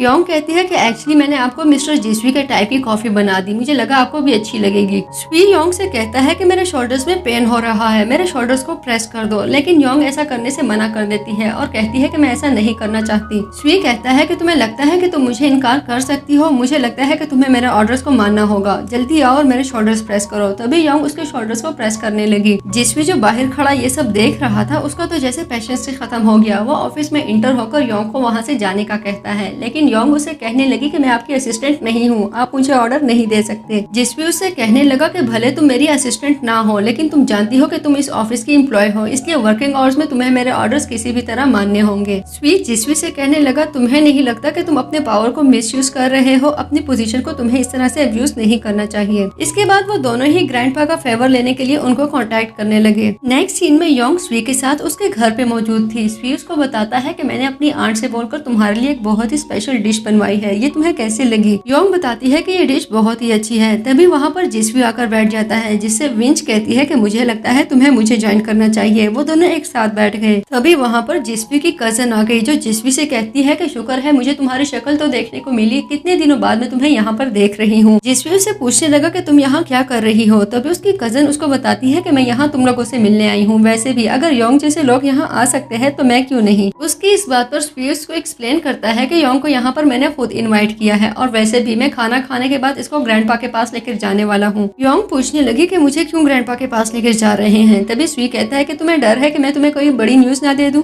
स्वी अपनी प्लेट योंग को देते हुए कहता है कि ये लो तुम खाना एंजॉय करो। तभी विंच कहती है कि तुम कितनी लकी हो, जो भी तुम्हारे साथ होता है तुम्हारी कितनी केयर करता है, जबकि कुछ लोग तो सारी जिंदगी केयरलेस रहते हैं। उसकी कजन पूछती है कि तुम किसके बारे में बात कर रहे हो। तभी विंच कहती है कि मैं जिसवी की बात कर रही हूँ। देखो जरा, हमारी एंगेजमेंट होने वाली है और इस मिस्टर ने अभी तक अपना ड्रेस भी डिसाइड नहीं किया। जिसवी उससे पूछता है कि ये तुम क्या कह रही हो। तभी विंच उसे कहती है कि अगर तुमने इनकार कर दिया तो मैं तुम्हारे साथ प्रोजेक्ट में काम नहीं करूंगी, और तुम जानते हो कि मेरे बगैर ये प्रोजेक्ट कंप्लीट करना तुम्हारे लिए पॉसिबल नहीं। विंच की कजन उससे कहने लगी, तुम कितनी लकी हो जो जिसवी तुम्हारे साथ एंगेजमेंट करने के लिए तैयार हो गया है, वरना कुछ लोगों ने तो जान की बाजी तक लगा दी, लेकिन ये राजी ना हो सका। स्वी उससे पूछने लगा कि तुम किसकी बात कर रही हो। तभी वो बताती है कि मैं किसी और की नहीं, उसी लड़की की बात कर रही हूँ जिसके पीछे आजकल तुम पड़े हुए हो। तुम्हें शायद पता नहीं, ये गोल्ड डिगर है। तुमसे पहले तो इसने जिसवी को फंसाने की बहुत कोशिश की, और वैसे भी आजकल तो इसकी न्यूड फोटो सोशल मीडिया पर वायरल हो रही हैं, लेकिन ऐसे लगता है जैसे तुम्हें इन चीजों से बिल्कुल भी फर्क नहीं पड़ता। स्वी उसे कहने लगा कि बस बहुत हो गया। तभी योंग कहती है कि कोई बात नहीं, मुझे लगता है कि मुझे यहाँ से जाना चाहिए, मुझे कुछ जरूरी काम है।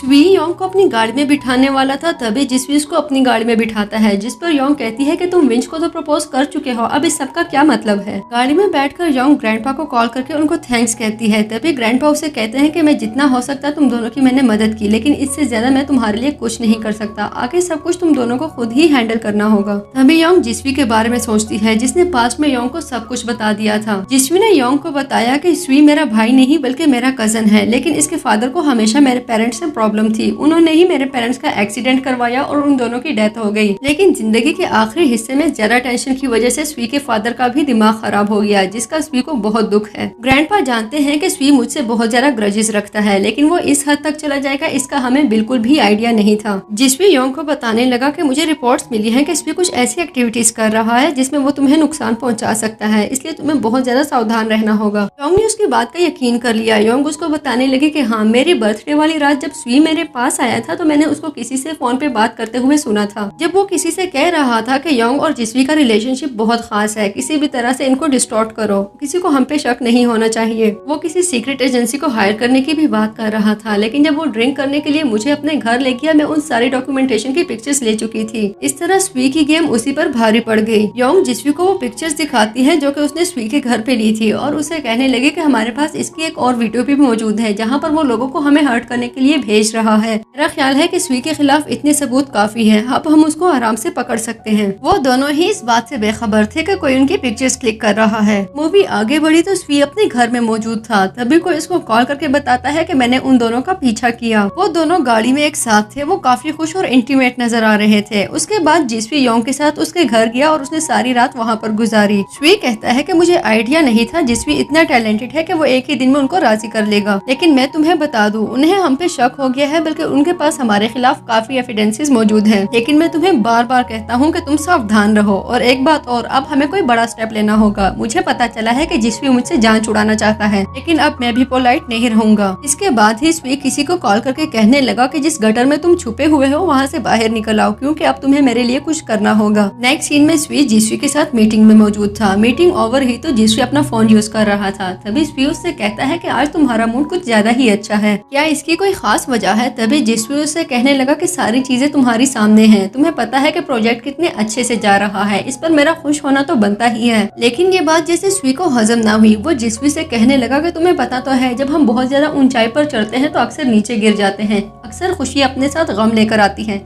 इसलिए मैं तुमसे कहता हूँ कि तुम सावधान रहो। जबकि दूसरी तरफ योंग अपने ऑफिस में मौजूद थी। तभी उसको कॉल आती है और कॉल करने वाले ने उसको बताया कि जुटैंग हमारे साथ मौजूद है, वो बहुत ज्यादा हर्ट हो चुका है, इसलिए तुम उसको बचाने के लिए पहुंचो। योंग बिना सोचे समझे उनकी बताई हुई जगह पर पहुंच चुकी थी। तभी वो लोग उसको अगवा कर लेते हैं। अगवा करने के बाद वो अपने मालिक को कॉल करके बताने लगे कि मिस्टर स्वीट, जिस तरह आपने कहा था हमने बिल्कुल वैसे ही किया, आप परेशान मत हो। कुछ ही देर में जिस्वी उस जगह पहुँच चुका था जहाँ पर पहले से ही स्वी मौजूद था। तभी जिस्वी से कहने लगा कि अच्छा तो इस सब के पीछे तुम हो, अब तुम खुलकर सामने आ चुके हो। स्वी जिस्वी से कहता है कि बस बहुत हो गया, मुझे लगता है कि हम दोनों भाइयों को अब डायरेक्टली बात करनी चाहिए। तभी जिस्वी उससे कहने लगा कि देखो योंग मासूम है, उसका कोई रोल नहीं है इस सब में, तुम उसको बाहर निकालो इस सब में से। हमारा जो भी मैटर है वो मेरे और तुम्हारे बीच में है, इसमें उसका कोई ताल्लुक नहीं। तभी स्वी कहता है कि अच्छा जी, अगर मैं उसको बाहर निकालूं तो तुम इतनी बर्दाश्त कर सकोगे? जिस्वी कहता है कि हाँ, उसकी खातिर मैं कुछ भी बर्दाश्त कर सकता हूँ। तभी स्वी उसको डंडे से मारता है। जब जिस्वी रिएक्ट करने लगा तो स्वी उससे कहता है कि कुछ भी करने से पहले सोच लेना, अगर तुमने जरा से भी मूवमेंट की तो मैं तुम्हें बता दूं, तुम इस जिंदगी में योंग को देख भी नहीं पाओगे। स्वी जिस्वी को घुटने पर मारकर कहता है कि तुम्हें घुटनों के बल झुकना चाहिए, मुझे तुमसे बहुत ज्यादा नफरत है। देखो, मेरे और तुम्हारे रगों में एक ही खानदान का खून है, लेकिन उसके बावजूद भी सब लोग मुझे इंफीरियर समझते हैं। तुम्हें हमेशा मुझसे ज्यादा अपॉर्चुनिटीज दी गई, तुम्हें हमेशा मुझसे ज्यादा पसंद किया गया, इवन के वो बुढ़ा भी तुम्हें हमेशा प्रेफर करता है, हमेशा तुम्हारी साइड लेता है। तुम्हें क्या लगता है, क्या इस सब पर मुझे गुस्सा नहीं आना चाहिए? लेकिन अब मैं मजीद घुट घुट कर नहीं जीऊंगा, मैं खुलकर सामने आना चाहता हूँ, मुझे अपनी भड़ास निकालनी है, मैं तुम्हें कभी भी माफ नहीं करूंगा और ना ही तुम्हें जाने दूंगा। जिस्वी उससे कहने लगा कि इस सब की वजह तुम्हारे फादर हैं, क्या तुम्हें आइडिया है कि उन्होंने मेरे पेरेंट्स को कत्ल किया? सब कुछ जानते बूझते भी ग्रैंडपा ने कभी तुम्हारे सामने हकीकत को नहीं आने दिया, क्योंकि उन्हें डर था कि ये सब चीजें तुम्हें बहुत हर्ट करेंगी। ग्रैंडपा ने हर चीज के बावजूद तुम्हें हमेशा काइंडनेस के साथ डील किया, लेकिन तुम तो आस्तीन का सांप निकले।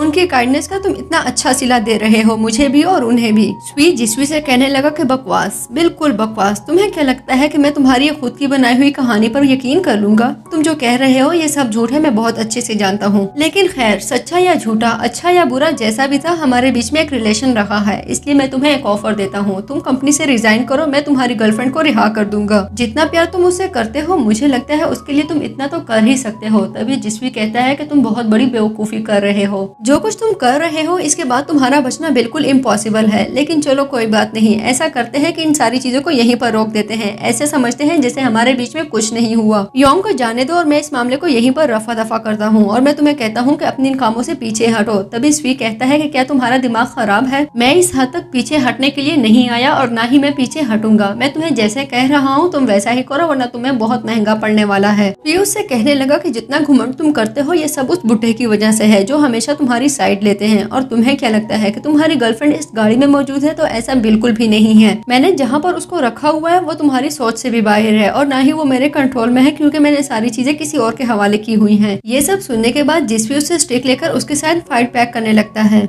कि दूसरी तरफ योंग होश में आ चुकी थी। तभी वो किडनैपर को देखती है और पूछती है कि तुम कौन हो? किडनैपर उसे कहता है कि तुम मुझे बहुत अच्छे से जानती हो, क्योंकि मैं सीक्रेट एजेंसी के वांटेड क्रिमिनल्स में से टॉप पर हूँ। योंग उसे कहती है कि जो क्राइम्स तुमने पहले किए वो बहुत डिफरेंट है, लेकिन किडनैपिंग एक बहुत बड़ा जुर्म है, इसलिए तुम बहुत ज्यादा पछताने वाले हो। तुम्हारी कम से कम सजा भी 10 साल जेल होगी। अब भी देर नहीं हुई, मैं तुम्हें कहती हूँ कि मुझे जाने दो और मैं इसके बारे में किसी को नहीं बताऊंगी। तभी किडनैपर उसको कहता है कि तुम्हें लगता है कि इस दुनिया में सबसे बुरा काम जेल जाना है? अगर आज मैं तुम्हें जाने दूं तो स्वी जो मेरे साथ करने वाला है उसके आगे तो जेल जाना कुछ भी नहीं। योंग उसे कहती है कि देखो मेरे और तुम्हारे बीच में कुछ भी नहीं है। अगर ये सब कुछ कंपनी की वजह से तो मैं बहुत जल्द अपनी जॉब छोड़ने वाली हूँ। मैं जानती हूँ कि इस सब के लिए वाइस प्रेसिडेंट स्वी ने तुम्हें मजबूर किया है, लेकिन तुम टेंशन मत लो, मैंने उसके खिलाफ काफी काम किया है। इवन मेरे फोन में एविडेंसेस भी मौजूद हैं जहाँ पर वो तुम्हें ब्लैकमेल कर रहा था। ये सुनने के बाद बिना सोचे समझे किडनैपर जल्दी से योंग का फोन ऑन करने लगा, जबकि दूसरी तरफ जुटैंग और मैनेजर योंग के फोन के सिग्नल को ट्रेस करने की कोशिश कर रहे थे, लेकिन काफी देर से उनको सिग्नल नहीं मिल रहा था, क्योंकि योंग का फोन फोन स्विच ऑफ था। किडनैपर के फोन ऑन करते ही मैनेजर को योंग के फोन के सिग्नल मिले और यही न्यूज वो जिस्वी को देता है। किडनैपर फोन देखने के बाद सेटिस्फाइड नहीं हुआ और वो योंग से कहने लगा कि ये एविडेंसेस काफी नहीं है। योंग किडनैपर से कहती है कि देखो स्वी तो ग्रैंडपा का ग्रैंडसन है, वो उन्हें जाने देगा लेकिन तुम्हें कोई नहीं छोड़ने वाला।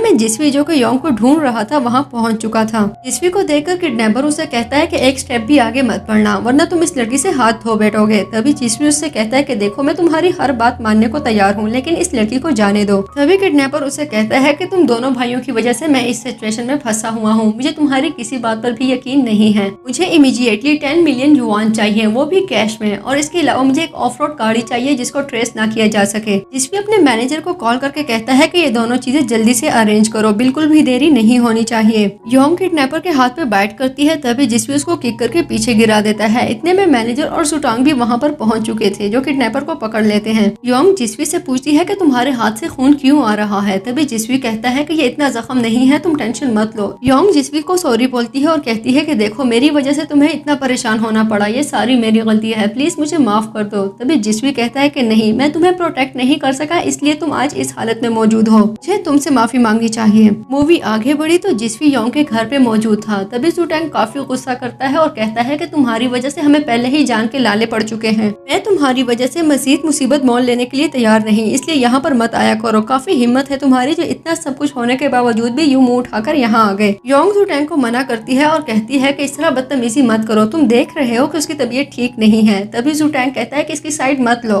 तुम भूल चुकी हो कि इसकी वजह से हमने पहले कितना कुछ फेस किया है। योंग उसे कहती है कि इस तरह गुस्सा मत करो, मेरी खुद की तबीयत ठीक नहीं है, बल्कि तुम यहाँ से जाओ। सुटांग के जाने के बाद योंग जिस्वी से कहती है कि देखो तुम्हारे हाथ में कितना दर्द हो रहा होगा, अगर मैं बेवकूफों की तरह वहाँ मुंह उठाकर ना चली जाती तो ये सब ना होता, प्लीज मुझे माफ कर दो। जिस्वी उसे कहता है कि अगर मैं तुम्हारी लाइफ में ना आता। योंग को पानी चाहिए था। तभी जिस्वी उसको एक गिलास पानी देने के बाद उसको काफी गौर से देख रहा था। तभी योंग पूछती है कि क्या तुम्हें भी पानी पीना है, और साथ ही वो जिस्वी को अपने हाथ से पानी पिलाने लगी। इतने में वहाँ पर ग्रैंडपा आ चुके थे जिनको वहाँ पर देखकर वो दोनों ही चौंक गए। ग्रैंडपा कहते हैं कि ये तुम लोग क्या कर रहे हो और तुम्हें क्या हो गया है लड़के, तुम इतने कमजोर क्यों हो गए हो। योंग उनसे कहती है कि इसकी कुछ लड़ाई हो गई थी जिसमें इसको मार पड़ी, लेकिन ये ठीक है, आप टेंशन मत लें। ग्रैंडपा कहने लगे कि मैं इसकी टेंशन बिल्कुल भी नहीं ले रहा क्योंकि इसकी सारी जिंदगी इस तरह मार खाने में गुजर गई है। ग्रैंडपा जिस्वी को एक कप चाय लाने के लिए कहते हैं। तभी योंग कहती है कि मैं आपको चाय बना देती हूँ, इसकी तबीयत ठीक नहीं है। जिस पर ग्रैंडपा कहने लगे कि बिल्कुल भी जरूरत नहीं है, इसको इन छोटे मोटे जख्मों से बिल्कुल भी फर्क नहीं पड़ता क्योंकि इसकी आदत है इस तरह की मार खाना। स्वी ग्रैंडपा को चाय देता है। तभी ग्रैंडपा कहते हैं कि तुम दोनों टेंशन बिल्कुल भी मत लो, स्वी और उसके असिस्टेंट दोनों ही अरेस्ट हो चुके हैं, ये सब मेरी वजह से हुआ है। मुझे पता नहीं था कि मैं जवानी से लेकर अब तक आस्तीन का सांप पाल रहा था, मेरी वजह से तुम लोगों को इतनी मुश्किल का सामना करना पड़ा, लेकिन तुम टेंशन मत लो, अब जो भी बाकी है इसका मैं और जिस्वी अच्छी तरह ख्याल रखेंगे। योंग उनसे कहने लगी कि आप खुद को ब्लेम बिल्कुल भी मत करें, जो होना था वो हो चुका है। ग्रैंडपा जिस्वी को बताते हैं कि स्वी के फादर ने तुम्हारे पेरेंट्स का कत्ल करवाया, उसके बाद उसके खुद का भी दिमाग खराब हो गया, लेकिन अपने खानदान की इज्जत की वजह से मैंने किसी को ये बात नहीं पता चलने दी और मैंने सबसे कहा कि वो मर चुका है, जबकि वो एक मेंटल हॉस्पिटल में मौजूद है। उसके बेटे को मैंने हमेशा पिता जितना प्यार दिया, लेकिन देखो उसके दिल में हमारे लिए कितनी नफरत थी, मुझे आइडिया नहीं था कि हमारी नफरत में वो इस हद तक चला जाएगा। इस सब पर वो रोने लगे तो योंग उनसे कहती है कि आप खुद को परेशान मत करें, बुराई का रास्ता स्वी ने अपने लिए खुद चुना था और जो कुछ उसने किया आज उसका रिजल्ट उसके सामने है। ग्रैंडपा कहते हैं कि बस इस चैप्टर को आप बंद करो, मैं मजीद इन बातों को डिस्कस नहीं करना चाहता। जिसमें मैं तुम्हें बता दूं कि ये लड़की मैं तुम्हारे हवाले कर रहा हूँ। मूवी के लास्ट सीन में योंग बीच साइड रेस्टोरेंट में मौजूद थी। तभी एक लड़का उसके पास आया और उससे पूछने लगा कि क्या आप सिंगल हैं।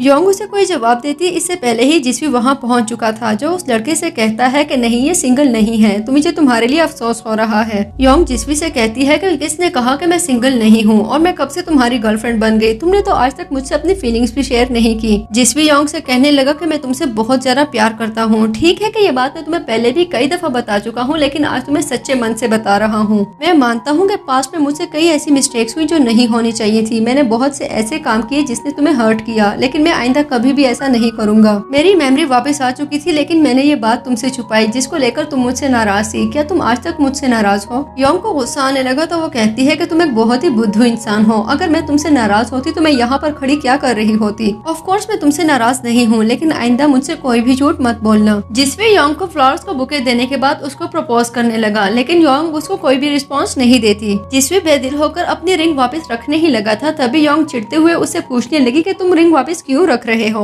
जिसवी उससे कहने लगा मैं जानता हूँ कि तुम इसे एक्सेप्ट नहीं करना चाहती। तभी योंग कहती है कि असल में ऐसा कुछ भी नहीं है, बल्कि सिचुएशन काफी बदल गई है। तुम्हारे नॉवल के मुताबिक मैं तुम्हारी बॉस हूँ, उस तरह मैं तुम्हें ऑन करती हूँ, इसलिए मुझे तुम्हें प्रपोज करना चाहिए, इसलिए मैं अपने साथ एक रिंग लाई थी। वो दोनों एक दूसरे को रिंग पहनाने के बाद एक दूसरे को किस करने लगे। इसी के साथ हमारी मूवी खत्म हो चुकी थी। लेकिन अगर यहाँ तक पहुँच चुके हो तो वीडियो को लाइक करना बिल्कुल भी मत भूलना। Stay tuned.